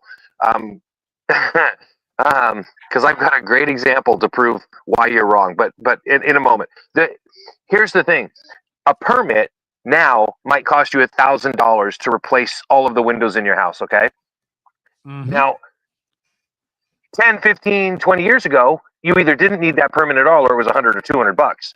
There's no change in the cost associated with that permit to the city. They could still charge you only $200, and they would not be out anymore because that inspector is still being paid to stop by and verify that the work was done correctly. The only reason for increasing the prices on those permits is to generate additional revenue for the city. They're doing it because they believe and they feel that they can. But the only reason they feel and believe that they can is because they have the power of the gun. They can make the rules, right? Mm-hmm. So they know that they can say, well, what are you going to do? There's nothing you can do about it. We're going to raise the rates on this stuff, you know? You need to get a permit if you want to replace 2 electrical outlets in your house. You need to get a permit if you want to replace 2 windows in your house. A window takes me 30 minutes to replace in your house most times, right? Yeah. Windows are the easiest thing in the world to replace, generally speaking. Right? There is absolutely no window because if you are any kind of contractor, replacing a window is day 2. Okay, like that. That's how fast and quick and simple and easy. You give me 20 minutes with a laborer, and I'll teach him how to install and replace windows. Yeah. It is literally that easy. So one, you reduce the permits down to a verifiable amount. Okay, to a low amount to make it make sense. Okay, then. You loosen up some of your zoning restrictions so you can have ADUs and mother-in-law apartments and these secondary units, and you make it easier. I like that the city has come out with these 6 plans, and it's throughout the county.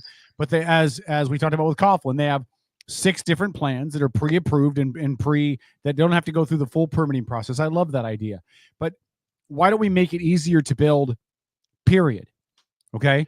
I don't understand why we have to put so many barriers up and then we're surprised where there's not enough homes. It's very easy to fix. Oh, here comes this gold moment brought to you by Gold Bomb. Yeah. Yes. But it really is. You eliminate permits for everything except for public buildings, because the public will be in those buildings. But if I own my property and I own my building, what I do with my property and my building is no one's business but mine. Yeah. Here's why I disagree with you, and then Paul can jump in.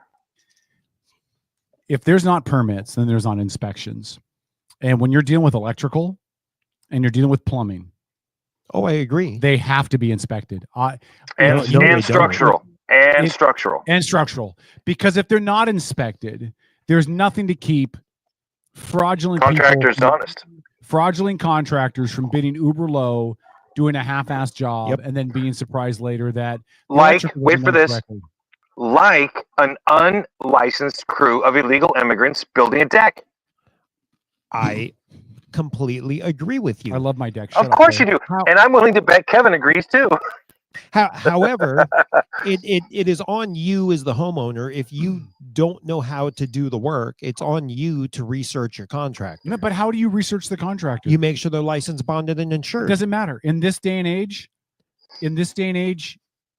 no, all you need is someone licensed, bonded, and insured. And if they give you crap work, you go after their bond. Okay, and if they give you crap work and your house burns down, you get your house rebuilt. That's what their insurance is for. You don't get all the stuff you lost. Tom. No, that's true. You don't get the baby photos and the family heirlooms. And totally agree. And the stuff. So no, I think you have to have permits, but I think the permits have to be responsible.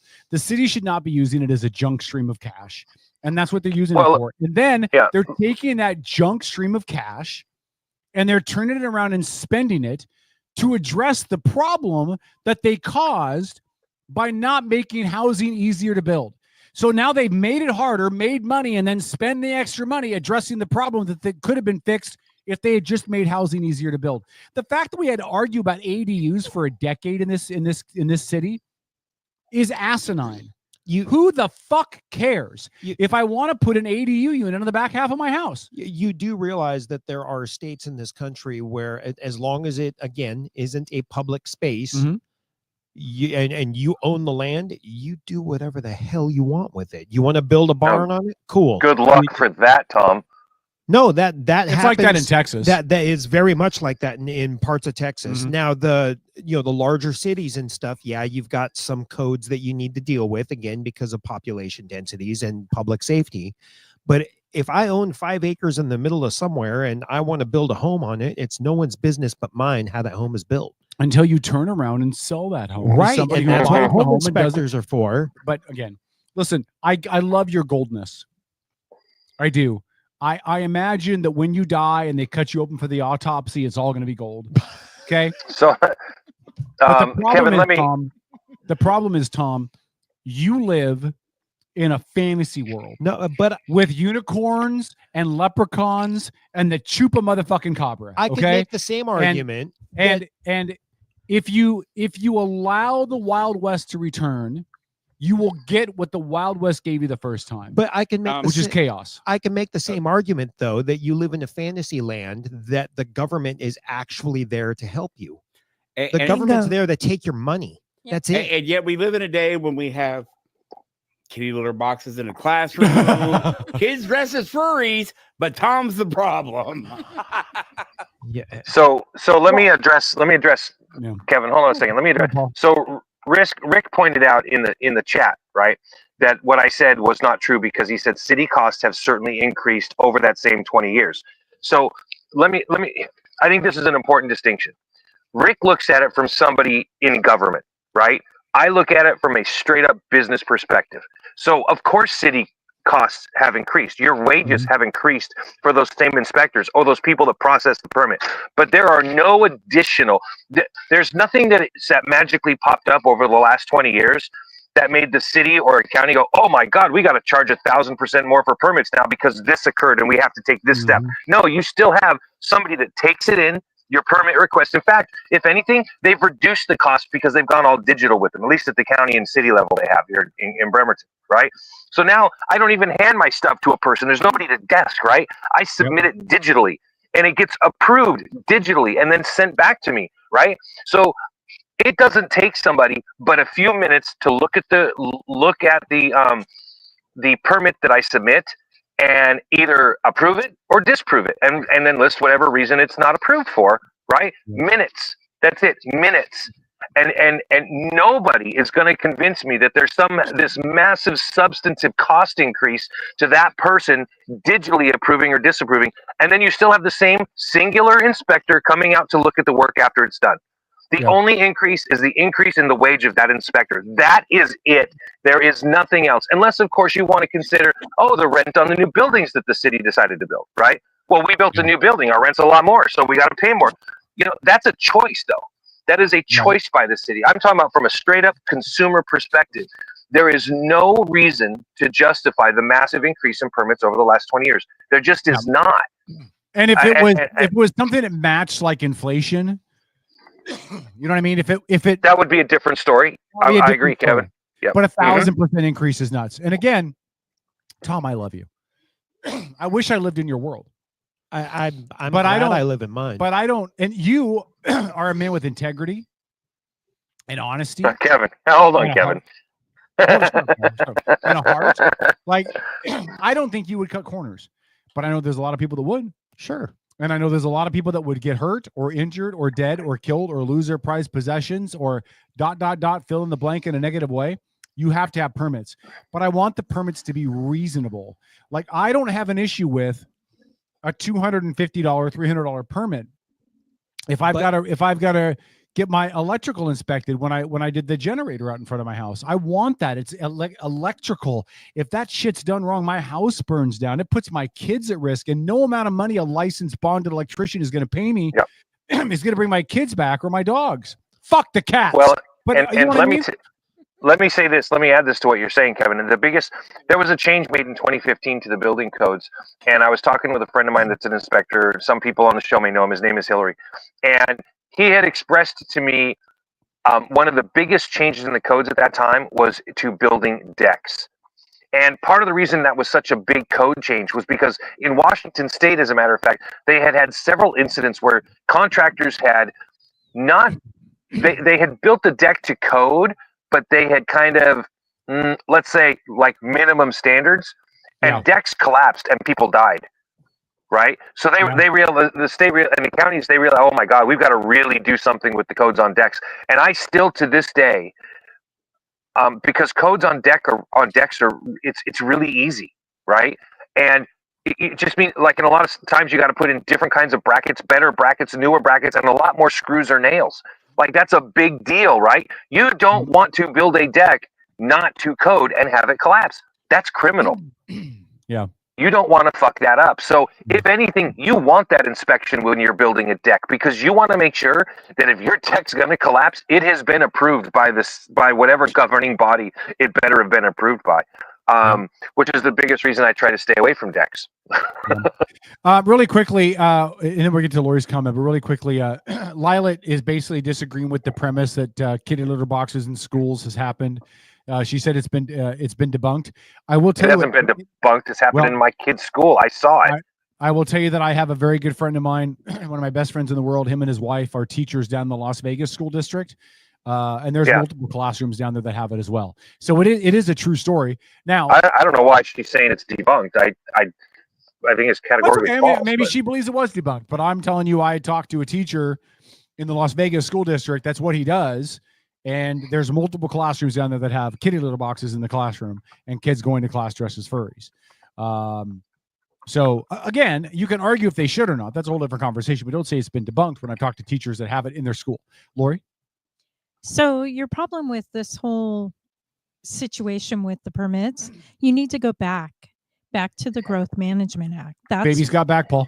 That's where the constraint came in, and that's where the demand comes in, because you've shrunk all of the properties that are available less than 5 acres, right? Because suddenly anything that was in the wild, as they said at the time, became a 5-acre plot that could not be subdivided further without extreme review. The other part of it is you have a lot of permit staff that aren't trained. They do the basics. They can do a window. They can do approval for a deck. They can do approval for a basic house, but they can't do an approval for a house with a basement. Yeah. They can't do the other. Or an apartment complex. Right, or an a apartment strip mall. Yeah. Yeah.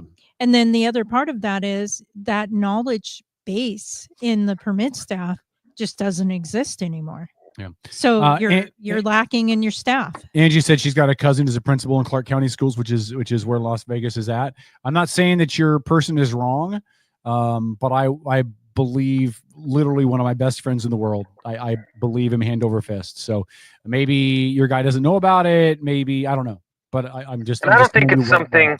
I will say this because it's a legitimate conversation, but to simply just say, well, no teachers in the country do that. I just. That's such an overgeneralization. It's hard to believe that statement as it's made in the first place. But that's not the real issue, is it? Right? At least to me, it's not. Like I just see a person that is. If you're telling me that a teacher put a litter box in a classroom for a person that identifies as a furry because they had one or more students that identify that way, that's just an idiot teacher reinforcing mental health issues for a kid. And the parents of a child who let their child dress as a cat and say, you can go to school and pretend you're a cat, those parents should be arrested and prosecuted for child abuse. That is the most god-awful thing to allow your children to do in school. Talk about having your kids grow up with mental health issues. Letting them think they're cats will do it. So Lila said, it's not for furries. It's because of the emergencies, such as school shootings, and that's why kitty litter supplies are there. If that's the case, that's stupid. Because if I'm in a school and somebody starts shooting, I'm not dropping my pants to potty somewhere. I'm shitting myself. Yeah. No, I'm not trying to be funny. Kevin, that's not why the claim is made, though, brother. The claim about cat litter being used is the same reason you keep it in an auto shop. Do you understand? Yeah, I get it, but okay. Spilled. To clean up bodily fluids. All right. Yes, bodily fluids, including the red stuff. And she may be 1,000% correct about that. In fact, that would not surprise me. That's realistic. Like I get it, but I mean, why you would keep it anywhere but the janitor's closet? I'm thinking you're a little too busy to use cat litter in the event of a mass shooting event. Well, and I hate to break it to you, but school shootings, as heinous and horrible they are a rare one-off in our society. They are. Per capita, you are more likely, I think, to get struck by lightning than you are to be involved in the school shooting. You're probably right about that. Yeah. So, I mean, they're horrible. They should never be allowed to happen. The people that do them should be punished sternly and harshly. I'm not making any excuses, but let's understand some of the hysteria behind this is driven by the media's reporting of it and how horrible it is. But it's not. If I found out every school in America was stocking up supplies to clean up bodily fluids because of a school shooting that might happen there, I would literally lose my mind. Right. Because it's not that common. Yeah. It's not that common. Can we, do you mind? School shootings happen so much. Lila, I'm going to do some research this week and see what the per capita rate of school shootings are and compare them to other things like being struck by lightning, being eaten by a bear, plane crash, and having sex with Sandra Bullock. I'm gonna run all those things through the bullshit meter, and we'll see what we come up with. Tom, what was that? Plane crash. I was just plane suggesting crash. Another, statistic. Plane crash. Lila says the media has been reporting less on school shootings. Actually, I don't disagree with her on that. I think they have been, but I think some of that is oversaturation. I think people have gotten just sick of hearing about it, which is a whole different societal conversation we can have. But yeah. And again, Angie's still arguing with me about whether or not there's kitty litter boxes in the classroom. I'm going to say what I said. I was told by a teacher in Las Vegas that there are. You said that the principal down there said that they're not. Okay. The facts are on the table. I'm not going to argue any more than that. Like I just told you what I was told. If you don't agree, that's okay that you don't agree. I don't expect you to come around to my way of thinking. Not everybody. Yeah, the way you just put that, Kevin, was eloquent. I'm proud of you. I think people need to understand that a lot of arguments that is where they're right. Each side puts their facts out on the table. It's like we're not like trying to change your mind by force feeding you information and then yelling and talking louder. It's just a conversation. I'm just going to tell you what I was told. Yeah. Yeah. Speaking of conversation, can I? Since we don't have long left, can I? Well, sure we do. We're gonna go late since you showed up No, so we're not. fucking late No, to the we're show. not. No, we're not. 2 hours late. Here comes Paul. No, we're not. Yeah. So, well, Lori's in charge. That's all I got to say. No, she's not. Yes, she is. This is just a lighter subject that I'm really actually quite fascinated by because I don't understand this seemingly Americanized reaction. So like I went yesterday to the store and I got myself a new pair of jeans, and I just want to say they're nice jeans. They're good jeans. They're very, very comfortable jeans. And I have brown eyes, and you know my jeans are strong. They're tough. I can work in my jeans. Do you but I have don't friends think with that shake, Paul? I mean, I don't understand this absolute conniption fit that people are having over, good on Sydney Sweeney. A local girl does great, I mean, she's from Spokane. Is she really? Yeah. Yeah, she she's is. from I didn't know Spokane. that. Yeah. Yeah. And I thought the American Eagle ad was actually pretty damn classy. I was like, that's a cool ad, man. I don't, help me understand, Kevin, or if there's listeners that want to type in the chat there. I don't understand the outrage about it. I don't get it. Yeah, help me understand it. I can't. Like, I didn't get it myself. Well, thanks a lot. No, listen. What American Eagle did was they made a pun. Mm-hmm. Oh no. They made a pun. I know. I They're was like, being sarcastic. she has good genes. And I understand cute white girl. Oh fuck, we can't say that about white people.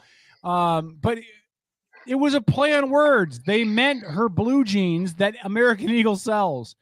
And what the left has done, God bless the left. Like, really, God bless all of you guys.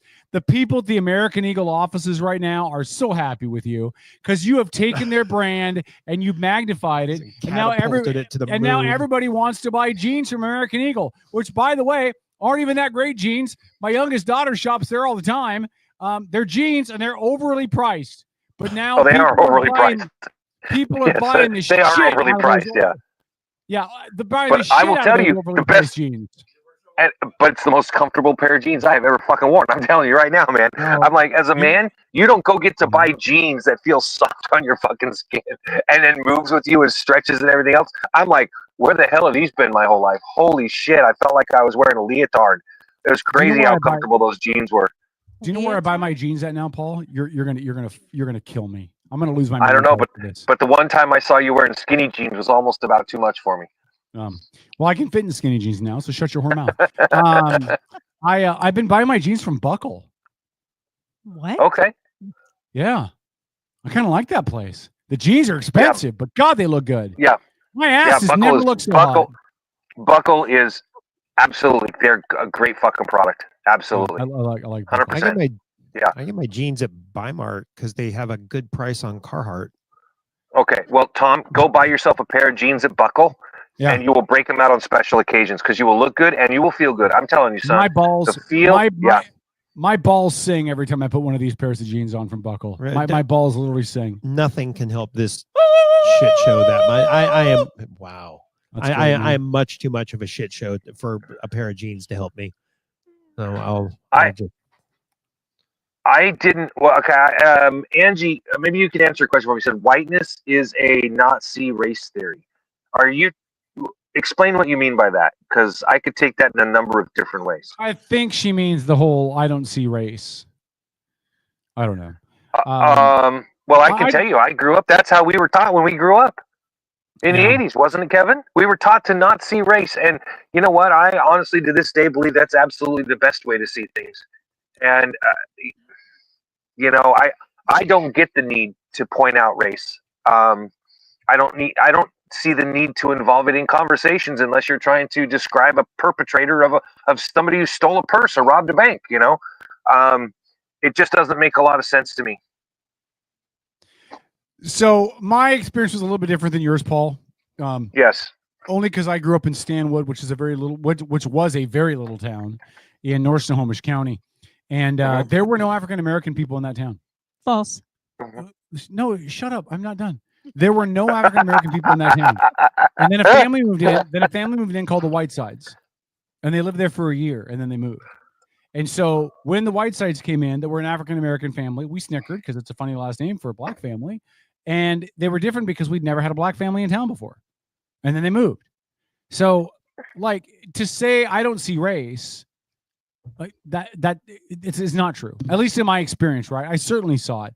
I didn't think bad of them. I didn't have a negative impression of them, but I certainly noticed they were different, and I certainly noticed they had a funny last name, right? And so I don't, there's this clique, and some of them are in our chat, that if you're white, you're racist. Like, inherently, if you're white, you're racist and you have privilege. And I don't necessarily, we talked about this before, I don't necessarily disagree on the idea of privilege in a way, right? Like, I think that there's things I don't have to worry about that an African-American man has to worry about. So I think there is a level of privilege. But the idea that somehow my life is monumentally better and different because of my whiteness, I don't buy 100%. And the idea that because I'm white, I'm racist is bullshit. It's absolute, total, complete bullshit. And by the way, I know some non-white people that are racist as shit too. Like, I really do, and For they've sure, got some for sure. justifications. I'm not even saying that they're wrong. And I think that every person in one way or another has their own racism. They have their own biases. You'll never convince me otherwise, because when you really have a conversation with somebody, those biases, they come out. And you will see them. Everybody has their own innate prejudices. Everybody. I've never met a person who doesn't. And like I said, it comes out in conversations, why when we did our most offensive 5 minutes in radio for so many years was so effective, showing people, we take the power away from the word, it just made sense. Why why people give certain words in a social structure so much power? I think just has to do with people that are weak-willed. They're not self-confident. They haven't found themselves yet in life. So they have to feign anger to make themselves feel good, and it's unfortunate, but it's part of growing. And I think everybody has to go through it to some point. Yeah. Angie said whiteness is racist. Being Irish, being English, being German, not racist. She then goes on to say a lot of Africans can't tell you if they're Ghana or South African or Nigerian or Kenyan. That's whiteness's fault. So again, I know a lot of white people that can't tell you what they are. Irish, Dutch, English, German, French. Is that blackness's fault that we don't know? Like, it's that doesn't even track with logic. It doesn't, and it's loss of identity due to nationalism and a whole bunch of other things. And again, like, she's got a point, right? There's a lot of people that were jacked out of their homes in Africa, kidnapped, forced into slavery, and sold overseas. And so they don't know where they came from, and they don't know where their homeland is, and they don't know where their people are from. By the way, I'd like to remind you that a lot of people that did the kidnapping and the selling were also black people. But we don't talk about that. We only talk about the white people in the states that bought them, but not the other African Americans that sold them into slavery in the first place. Well, to add to what you just said, Kevin, we don't talk about the fact that every culture on earth at one time or another has had slaves. Every single one. How far back do people want to go? I don't know. I don't care. It's a moot subject for me. It's a victim mentality subject. The issue of slavery, as you just pointed out, has been so misrepresented in this country by so many people so often to promote whatever their own, issue is of the day. It's unfortunate. So it's taken away, I think, in a lot of ways from the two true tragedies that were spawned out of that dark part of our nation's history. But again, every nation has it. I mean, I'd say to you, Kevin, you know that Native Americans were huge slaveholders of blacks in this country. You probably already knew that. I'm not telling you anything you don't already know. I didn't know that. I did not know that, but I did know that Native Americans were famous for conquering other Native American absolutely, and forcing and enslaving them. Slavery, They I mean, like I said, when you really look at the history, Northern Europeans did it. The Vikings were heavily involved in the slave trade. The English did it, although the English were the first country on earth to go to war to end slavery in their own country. So I think that is something that needs to be recognized more often. You know, that to end slavery in a nation during that time period was a monumental step, man. And the people of Great Britain deserve credit for that. Yeah, I'm. Here's the deal. I think nuance gets lost in this. Like, I think Angie and Lilat have really good points in regards to some of the aspects of slavery and racism and privilege that I would not have otherwise thought about in my life. Not that I agree with everything that they've said, but I think they've got some really good points and some really good things to think about and some really good conversation starters, right? Mm-hmm. The problem is that they're not willing to go the opposite direction. Like, they're not willing to hear from somebody like you who has a whole different take and hear the conversation and internalize it and think about it and maybe see if you have room or a point or something that might actually be correct. Like, there's nuance lost in this. There's either whiteness is all bad and white people are all privileged, or there's I don't see race and there's no white privilege. And I think the answer is in the middle. I think that the answer is really in the middle. I think that everybody white in this country has a level of privilege. Not because of anything you signed up for, not because of anything you asked for, not because of anything that you're trying to take advantage of. But when a cop pulls you over, Paul, he's going to look at you differently than when he pulls up on a car with an African-American behind the wheel. Like, that's a fucking fact. Please don't. You're gonna make me bring up that study again that was done by the economics professor. That study by the economics professor. It proved. No, it's not flawed. But it's not flawed. You haven't read that study, okay? You haven't read that study. What's that? The numbers you gave was that there were more white people shot by cops than black people, which is true. That wasn't that. You're thinking of the wrong study, but that's okay. Okay, go ahead then. But so as an African American, he went to do this study because there's economics involved around it. So he had 8 students come with him to be statisticians. They collected this information from all across the country, and all he wanted to do was get published this study that basically was going to show, you know, the large amount of racial profiling by police that went on and all this other stuff. And so first thing he did was he spent a week riding along with cops in his local town, which gave him a whole new perspective, but that had nothing to do with the numbers. In fact, by the time his numbers were collected and came back, he found that the exact opposite was true. In fact, because of racial concerns, cops were much more likely than not likely to take much longer to draw a weapon, to take much longer to engage in a physical confrontation with somebody of color than they were of somebody that was white. And the reason for that was because the cops it's deeply ingrained in them. They are highly concerned about the impression they will make for themselves and their department for getting involved in something that could be labeled as racist. So he was so concerned when his results came out of the first study that the other professors at the university told him, don't publish this. You cannot publish this study. It will ruin your career. Right? And what he did was he hired 8 more students as statisticians, did the whole thing over again, and came up with the same results. At that time, he was like, but it's the truth. I have to publish the results. And for those that are asking, give me 5 seconds here. I'll pull up his name. I remember his name is Roland, but I got to double check his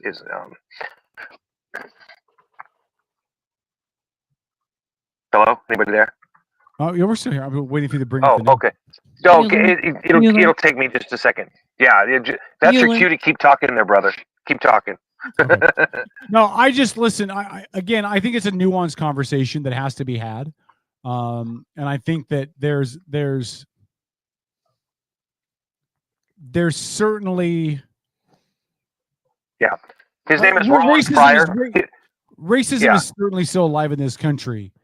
But it's, so let me tell you. But hold on. But I think it's institutional. I think it's systemic. I don't think most people themselves are racist. Like, I don't think most people walk down the street, see a man or woman of color and think something negative. But I think a lot of the systems that are in place are still systems that were designed back as we were oppressing minority groups, and that hasn't caught up to itself. That hasn't changed. If that makes sense. Like, I still think cops are trained from the day they go to the academy to be wary of African American youth, especially males. You know, like, I just believe that's a thing. That's why we see situations where there was a National Guardsman, an active duty National Guardsman in uniform that was at a gas station that a cop had an issue with and ended up shooting. For what reason? Because how dare the young black kid push back and ask questions while you're ordering me out of the car? Yep. Like, did our cops get to a point where they can't answer a question, where they become such snowflakes you can't say, why are you yanking me out of the car? And the response is, you just need to comply. The fuck I do. You know what I mean? Like, again, and they don't act like that at the same level, I don't think, to white people when they pull them over. There certainly is still layers of institutional racism in this country, but I don't think any cop looks at a black guy and says, boy, I hate black kids. I think that they're trained from the beginning to be scared. They're scared they're going to get shot. They're scared they're going to get caught in a crossfire. They're scared they're going to get stabbed. They're scared they're rolling up on a drug deal. They're scared. The cops are scared. They're scared they're going to get gunned down like they did in the coffee shop in Lacey. Lakewood. Or Lakewood. That's what they're afraid of. We've got the cops so scared that now they have to react that way because they're afraid they're going to get murdered. Go ahead, Paul. I'm sorry. Well, so his name is Roland Fryer. He's an economics professor from Harvard. Okay. Now, anybody who thinks that Harvard isn't an accredited university needs to go back to school themselves, right? I mean, I don't think anybody would disagree that Harvard isn't an accredited university. Well, Trump's not a fan, but okay. Well, who cares, right? That's him shooting the messenger, and he's doing it more and more. But so his name is Roland Fryer, and you can look it up. It's an empirical analysis of racial differences in police use of force. Okay, pretty straightforward, right? The paper explores racial differences in police use of force. On non-lethal uses of force, blacks and Hispanics are more than 50% more likely to experience some form of force in interactions with police. Okay, so that was his abstract. Okay, now I just put a link in our chat. If somebody wants to grab that and throw it into the chat room, that'd be awesome, so that anybody that wants to see it can. And it's basically like a little 2.5-minute synopsis of what he found while he was doing this study. But like I said, it's amazing when you listen to a black professor who puts the effort into a study like this, and turns out that the results are exactly the opposite of what we're being force-fed by a profit-driven media. Mm-hmm. It's exactly the different. It shows how, the narrative is being fed by certain politically motivated people in this country, and it's disgusting. It's absolutely disgusting. And I think we're just beginning again to see probably the biggest expose on this with regards to that political motivation. None of the networks are talking about the Tulsi Gabbard's DNI report that was released.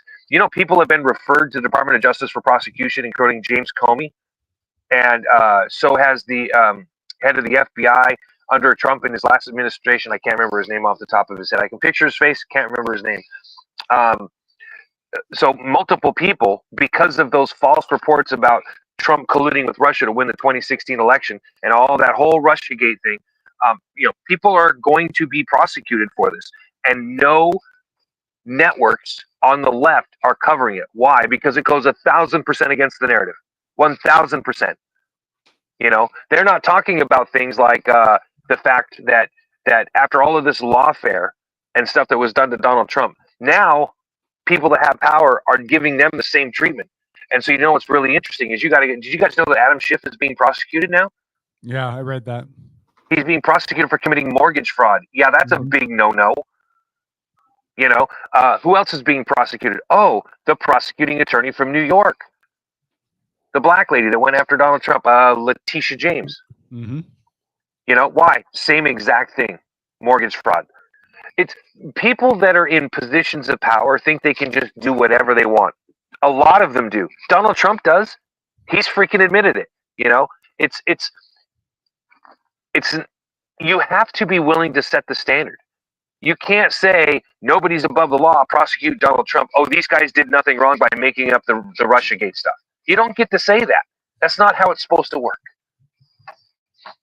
Okay, hold on. Lilat, if you're going to say something about me in chat, at least make sure it's factually accurate. You're saying that it's funny how Paul doesn't want the Epstein files released. That's fucking bullshit. I get that you don't listen to the show all the time. I wouldn't ask you to, but I've said it a dozen times if I've said it once. I firmly believe those files should be released. And to top that off, not only have I said that, what I also have said is if you think there's something in there about Donald Trump because of your own biases, you're a fool. Because if there was something in there about Donald Trump, it would have come out in the 2016 election, the 2020 election, and the 2024 election. Because those files were all being held by the Southern District of New York, which is heavily Democrat controlled. If it was going to come out, they would have let it leak out, and it would have been an issue in one of the last 3 elections. But you can keep dreaming. You go ahead and keep dreaming. But I still say, listen, I want to know if the dude's a pedophile. If he is, throw him in jail. Fuck that shit. I don't want him around. Yeah. So, I mean, it's that simple. It did. Lola laughed. Yeah. It did. I don't know what it did was, but whatever. Yeah. Well, look, again, like I said on the show last week, man, I think that Trump's got a lot of egg on his face right now about what's going on with the Epstein files. Like, you can't have all the conflicting information rolling around. And now you've still got people in the background talking about how Trump's on the list and that Trump's hiding something. And I don't know if he is or not. Of course he is. But it certainly leaves. Well, I don't know if he did illegal things or not. He's an American politician. He's well, hiding I something. meant with regards to Epstein. Oh, because all American politicians are hiding something. But my point is, it doesn't matter if he did or not at this point because we don't know. But it makes it look like he's hiding something. And as long as it looks like you're hiding something, people will perceive that you're hiding something, then you're guilty. So if he's got nothing to hide, he should just release the stuff. Who are you saying should release it? Trump. Trump doesn't have a say in what gets released or Yes, not he released. does. Everybody that works in that government works for him. Okay, hold on, Kevin. Yeah. If that was the case, why weren't the Epstein, whatever the files were on Epstein, released from the Southern District of New York? And I will tell you why they weren't. Because large portions of that had information in it about victims. Yeah, you're right. That stuff was sealed by federal judges, dude. Well, there's only so much unredacted information that they can release in the first place. But that's the problem with this conversation is you got people out here saying stuff, you know, and hey, Lilat, it's all good. You don't have to apologize for nothing. I just needed to make the point that no, that's not releasing the files. No, I never said that. I want the files released because I want justice for the victims. And that is like the most important thing for me. And I want everybody that was involved with those. You can't be me and be as pro-life as I am and say, no, let's not throw every slime bag pedophile in jail that we can get our hands on. Hell no. Throw them in jail. Do away with them. Those are horrible people. They don't deserve to breathe. I just think that it's important for us to have realistic conversations about these issues, right? Mm-hmm. I mean, and that's where, you know, things kind of, we speak in generalities, and people, to me, when people speak in generalities, they lose credibility. They absolutely lose credibility because, you know, you lump everybody into one group. Well, no, not everybody does the same thing, you know? So anyway, that's just my thoughts on it. All right, buddy, we got to wrap this up. I wish you'd be here on time. We could have like 3 hours of conversations. Well, Hey, you had interviews. I was listening, but you had interviews for the first 2 hours, and I didn't even get home from the paintball field until 8:30. So yeah. Hey, one more quick question for you. Actually, two. One political. Does Tuesday's election, is that the end of it for the Caldeer, or does it just put her on to the general? Or is this it? I have been too busy to even follow most of it. I think she's the shoo-in. No, I don't think she has any What I'm issues. asking. That's not what I'm asking. Okay. So the ballots have to be in by Tuesday, right? Yeah. So if she wins that, is she the senator in the runoff, or does that just advance her to the general? It advances her to the general. As long as she's one of the top 2 vote getters. Well, there's only 2 of them out there, I think. Well, then if there's only 2, then she'll move on automatically. Oh, then it's moot. Okay. All right, because there's only all right. Yeah, Well, that's how it works. Remember? I voted for Yeah. you, Caldeer. Congratulations. I've sold my soul to the devil. By the way, the other thing I wanted to ask you about You know that tonight was SummerSlam, right? I didn't know. Tonight was SummerSlam. Do you know who made a surprise return at SummerSlam tonight? Who made a surprise return? Yeah. Give me a few hints. Was it an Attitude Era wrestler? Towards the end of Attitude Era. Towards the end of Attitude Era. Was it Edge? No, Edge isn't AEW. Okay. No, I don't. No idea who. Brock Lesnar. Oh, really? You know, his daughter's quite the wrestling phenom in college right now. Brock came back and attacked John Cena. Interesting. Yeah, and Interesting. Brock was There's a never great. back again because he was named in the accusations that were leveled by Janelle Grant against Vince McMahon for sexually assaulting her. There is a great 4-part documentary series on Netflix right now, all about WWE. It's all the behind the scenes stuff and the stories and the writing. It's really good. You would really enjoy it. I'll have to take a It's look called Unreal. It's called. All right, buddy. We love you. All right. Have a great night. Just do me a favor, please, and come in the studio someday. Sure. Oh, wait, there's a question asked. Open marriage advocate. I may do whatever you want, advocate. Like, it's not for me to judge or tell you what to do. She says we agree on polyamory. I think people that are involved in polyamory are probably missing a few brain cells. But if that's what floats your boat, your title you're welcome to it. Is open marriage advocate. You're a fan of open marriage. That's great. Did you change my title on the thing? Yeah, Kevin? because you said that you were the. What were you? What did you say you were? I don't know what you're talking about. What voice of Kevin something or other? I don't know what it was. Kevin's Lila keeper. I'm Kevin's keeper. Lila wants to know when Derby weekend is. It's the 13th. That is correct. Also, big breaking news for you. I reached out to our good friend Brandy Cruz and asked if she'd like to drive a car, and she's going to let me know tomorrow. It'll depend. That would be. She's going to be. That would be really cool. And it's like right after she gets to Europe or back from Europe or whatever. So there's some question on timing, but she may be there. Well, so that would be awesome if she was. I think that'd be freaking phenomenal. Yeah, it would. Also, listen, I got other big news too to announce, and we're done. Oh, Paul left. Deuces, bitch. All right. So Doc Loves the Kids Day is the 23rd. Is that right, guys? Yeah, the 23rd of August. There will be a dunk booth there, dunk tank. I will be in the dunk tank for a half an hour. Tom will be in the dunk tank for a half an hour. Paul's back. Let's bring Paul in. I believe Paul's going to be in the dunk tank for a half an hour. You're muted, Paul. Did you mute him, Dennis? No. Paul, we cannot hear you. Well, to continue on with what you were saying, though, yes, they're also going to have water slides out there. Yeah, a foam cannon water slide. What? Kickball games. Foam cannon? Yeah, at the bottom of the water slide. So bring stuff to. Nice. Paul, talk real quick. Can we hear you? Yeah, you're not coming through at all. And Dennis says you're not muted. I don't know either, buddy. We love you. Goodbye, buddy. We love you. Have a good night. Don't let your wife stab you in the eye. All right. So I'm saying all this to say we're also going to reach out to some other local folk to see if we can staff that out with other people to get in the dunk tank for a half an hour. You're going to have to make a donation if you want to try to dunk us. We can't do that. They can't make donations for it to go to Doc? Unless it's ahead of time, because this is a free event.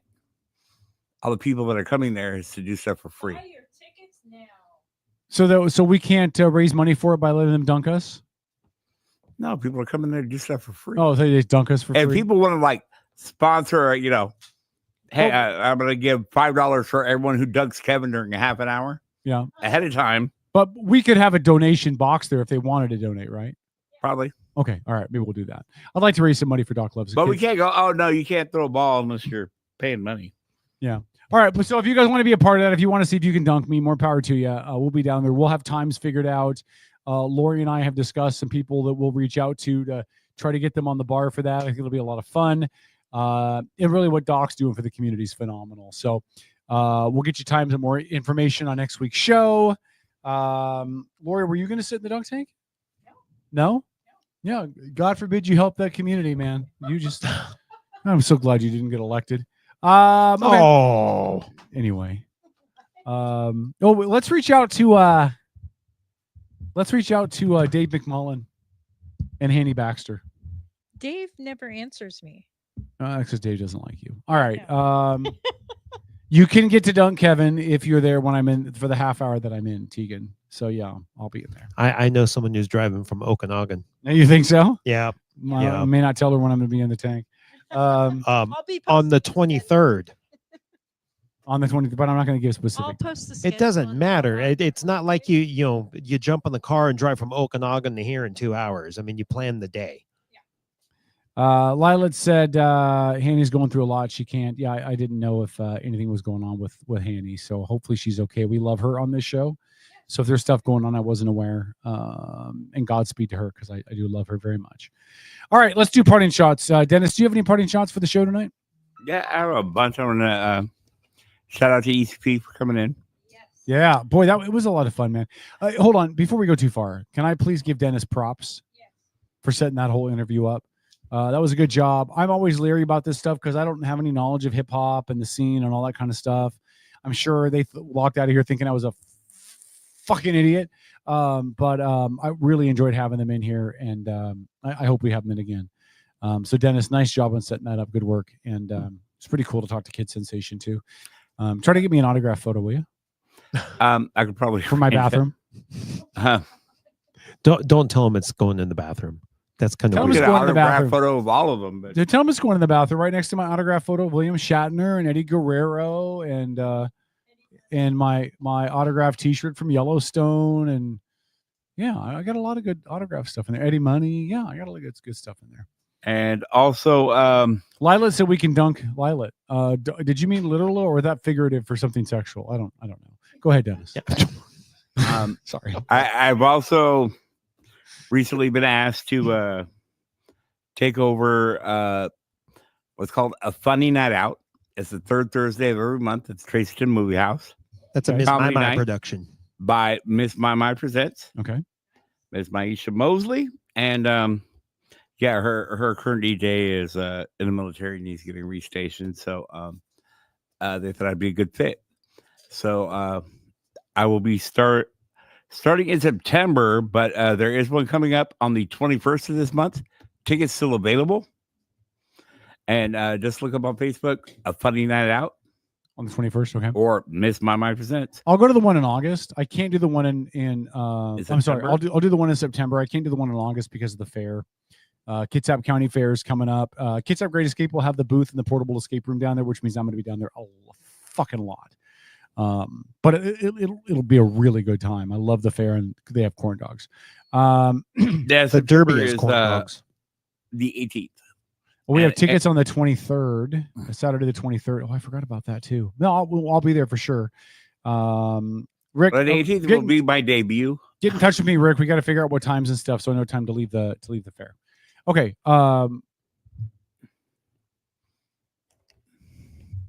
What time is the 23rd? On the You have 23rd? the dunk tank. Yeah, during the day. Yeah. Yeah.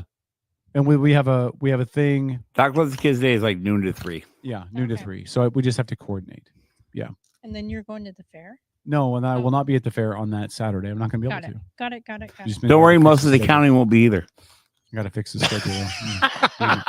No, that fair is going to be packed, dude. No, it's not. It's The gonna fair's be- gotten too damned It's expensive. going to be packed. It's expensive and there's nothing there anymore. It's going to be packed. I'm sorry. It's going to be packed. It's not going to be packed. And the people that are there are going to be pissed off because they're paid $25 for a corn dog. Yeah. By the way, to the people that want to get rid of the Blue Angels of Seafair, why don't you just suck a dick? I'm serious. It's too loud. It's pushing the military. Shut up. It's an air show. And it's Good one. God. The Blue Angels have never taken part in a dogfight. Okay, they've never bombed anybody. They've never strafed any villages. That's not what the Blue Angels do. It's an air show. Well, those pilots. Can't believe I just said that. And Trying not to that's say those 5 things on the show. airplanes. And yet nobody's protesting Seahawk games. Yeah. Anyway, those so those, bitter about this. Those pilots may have, though. I mean, they're usually pretty experienced pilots. Yeah. Okay. Again, don't care. Yeah. No, hey, I grew up watching the Blue Angels. I mean, Yeah, precision. yeah. Look at our camera. Look how the microphone there is lit up. See how well it's lit up? It's coming from that. It's coming from the It ring is. light. Can we start putting a mannequin in the middle when Paul's not here, like Weekend at Bernie's? Well, yeah, a mannequin. It'll probably make about as much sense as Paul does. Oh. All right. Do you have any other parting shots, Dennis? I've been kind of a happy birthday to Missy. Her birthday was on the 1st. Happy birthday, Missy. And she's having a heavenly birthday, man. It's a party like she's never had before. And property that my family owned since 1985 closed this week. So, I mean, a chunk of my childhood is now. I'm sorry, dude. Sorry, Dennis. Hey, it's part of life. You know, you move on to the next chapter. I think you and me and Tom need to get out, drive a car out there to the property so you can crap out there one more time so your DNA will always be there. We gotta go buy it all the dang time because of my sister lives maybe 2 blocks down. Yeah. On the same road. Well, almost by where the guy, came out and pulled the shotgun on you in his underwear. Oh, I remember that. Ken was like, I don't think I'm at the right house. Nope. He's on the boat. There's this dude in his underwear with a shotgun. Yeah. I think you should for sure like go out there and crap every once in a while just so your DNA's there. Oh, trust me, my DNA's out there. Yeah. I think is our old studio upstairs still empty? Nobody's moved in there yet, have they? I don't even go upstairs. Oh, here in the building? Yeah. Yeah, it's still vacant. Yeah, well, still my DNA in there then. All right. Anything else, Dennis? And some handprints and no, that's it. Looking forward to disappearing at the end of the month for 10 days. Yeah, we're gonna have 2 shows without you at the end of the month, but the show will go on. We'll make it work. I bet you I get a phone call. You might, but I love you anyway, buddy. I love you anyway. Love you all too, man. All right. Wouldn't have it any other way. Lori, parting shots. Vote on Tuesday if you haven't Before already. Tuesday, but yeah. Yeah. And also, Dennis, just to reiterate what Kevin said, way to go. Nicely done. And thank you for being the resident knowledge base because we can't have a proper conversation. Yep. What I'm taking out of this conversation is that Lori's admitting I'm right. So, No. yeah. No. So, love it. Dennis was right. Love it when a woman says I'm right. Oh, God. I take full for that. Thank you. And I don't know. I keep getting this push from a bald guy and a guy that owns a record shop about bringing back in your ear.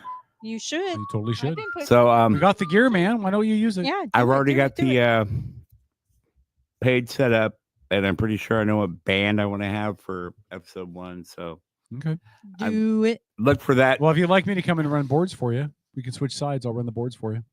There's nothing to run. I'm just telling you, I'm offering to help.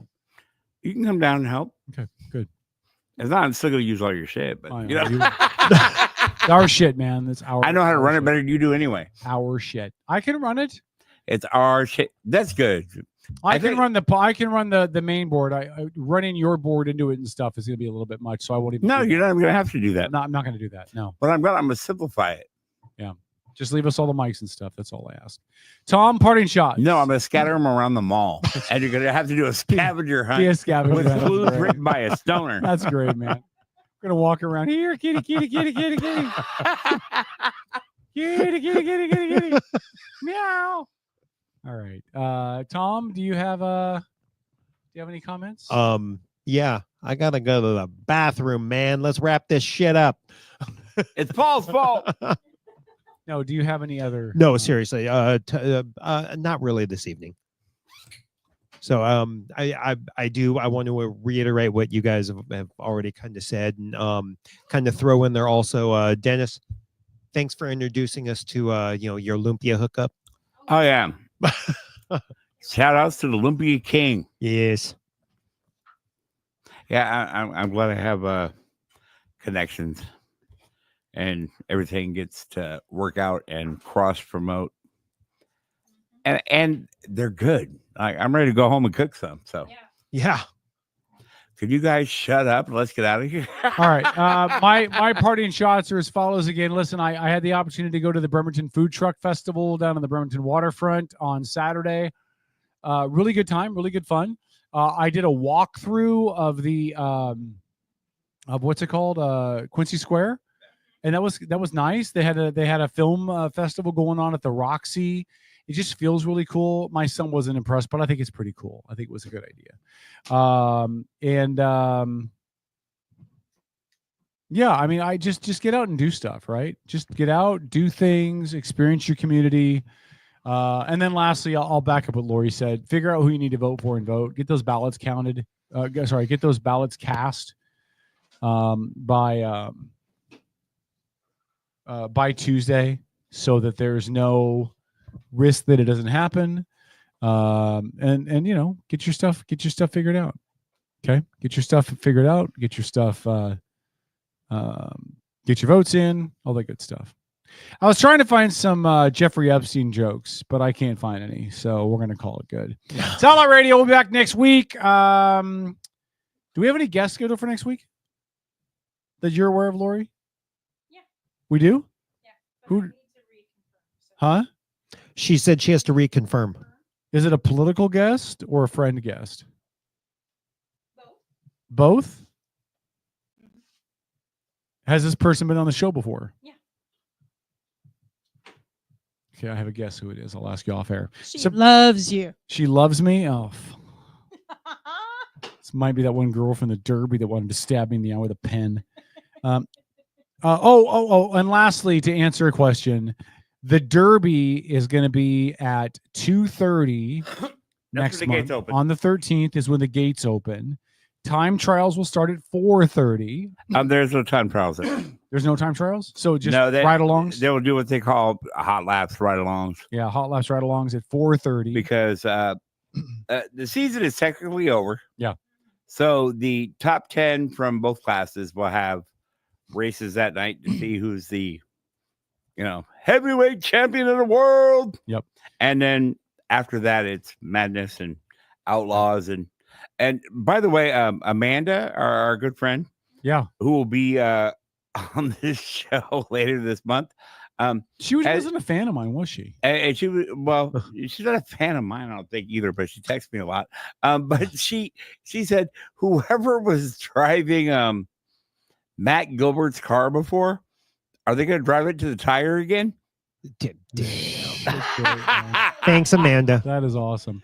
So anyway, the gates will open at 2:30. Time trials are not going to happen. There'll be ride-alongs, hot laps instead at 4:30. Right. Actual racing will start at about 5:10 in that window there somewhere. I don't know costs. I know last year was $20 a ticket. You could get a family pass for less. But if you want to know the actual cost of tickets, go on to Uncle Google and search the interweb. Kitsap County Destruction Derby Association, or just go to the KDDA web page or Facebook page. I'm sure the details will be there. And lastly, you can go to Pornhub and look for Tom's Distillery on Pornhub, and some of that information is on there as well. You can. And Pierce nipples in a Christmas sweater. What he does with a brandy bottle is interesting. All right. La, la, la, la, la, la, la. Hey, can we do a show on Christmas Eve this year? I don't know. When's Christmas Eve? The day before Christmas, motherfucker. Well, no shit. What day of the week? What do you think this is? Thanksgiving? Christmas Eve is on a Wednesday this year. Oh, that's horrible, man. Middle of the week. That's rough. Rough. He said rough. All right, we're out of here, guys. Good night. We love you. We'll see you. Where's our outro music? I've been stalling for outro music. Do you not have any outro music? Hey. Yeah, I do. Hold on. I came prepared. From our guests. There we go. All right, guys. Outlaw Radio. Thanks again to all of our guests tonight. Jeff Coughlin, your candidate for mayor. Thanks to the guys from the Emerald City Posse for joining us. Thanks to Dennis for getting that all set up. Thanks to Lori check out Secret Burger Kitchen. Smash, eat, repeat. And thanks to Lori for getting the interview set up. Thanks to Dennis for getting his interview set up. Thanks for Tom to being here reliably every week. Thanks for Paul for fucking it off. Damn. Outlaw Radio. We'll see you next Sunday. Good night, everybody. Damn, Kevin thanked the landlord and the person that we can't get rid of. Arch your back like you're doing a ritual. You do it first, so you'll be the original. Yeah. Flat arms like you're in fly. Tell the girl next to you you're the Dark Knight. Slide her up, make her wonder. Look into her eyes and say, I'm too much. I'm way too much.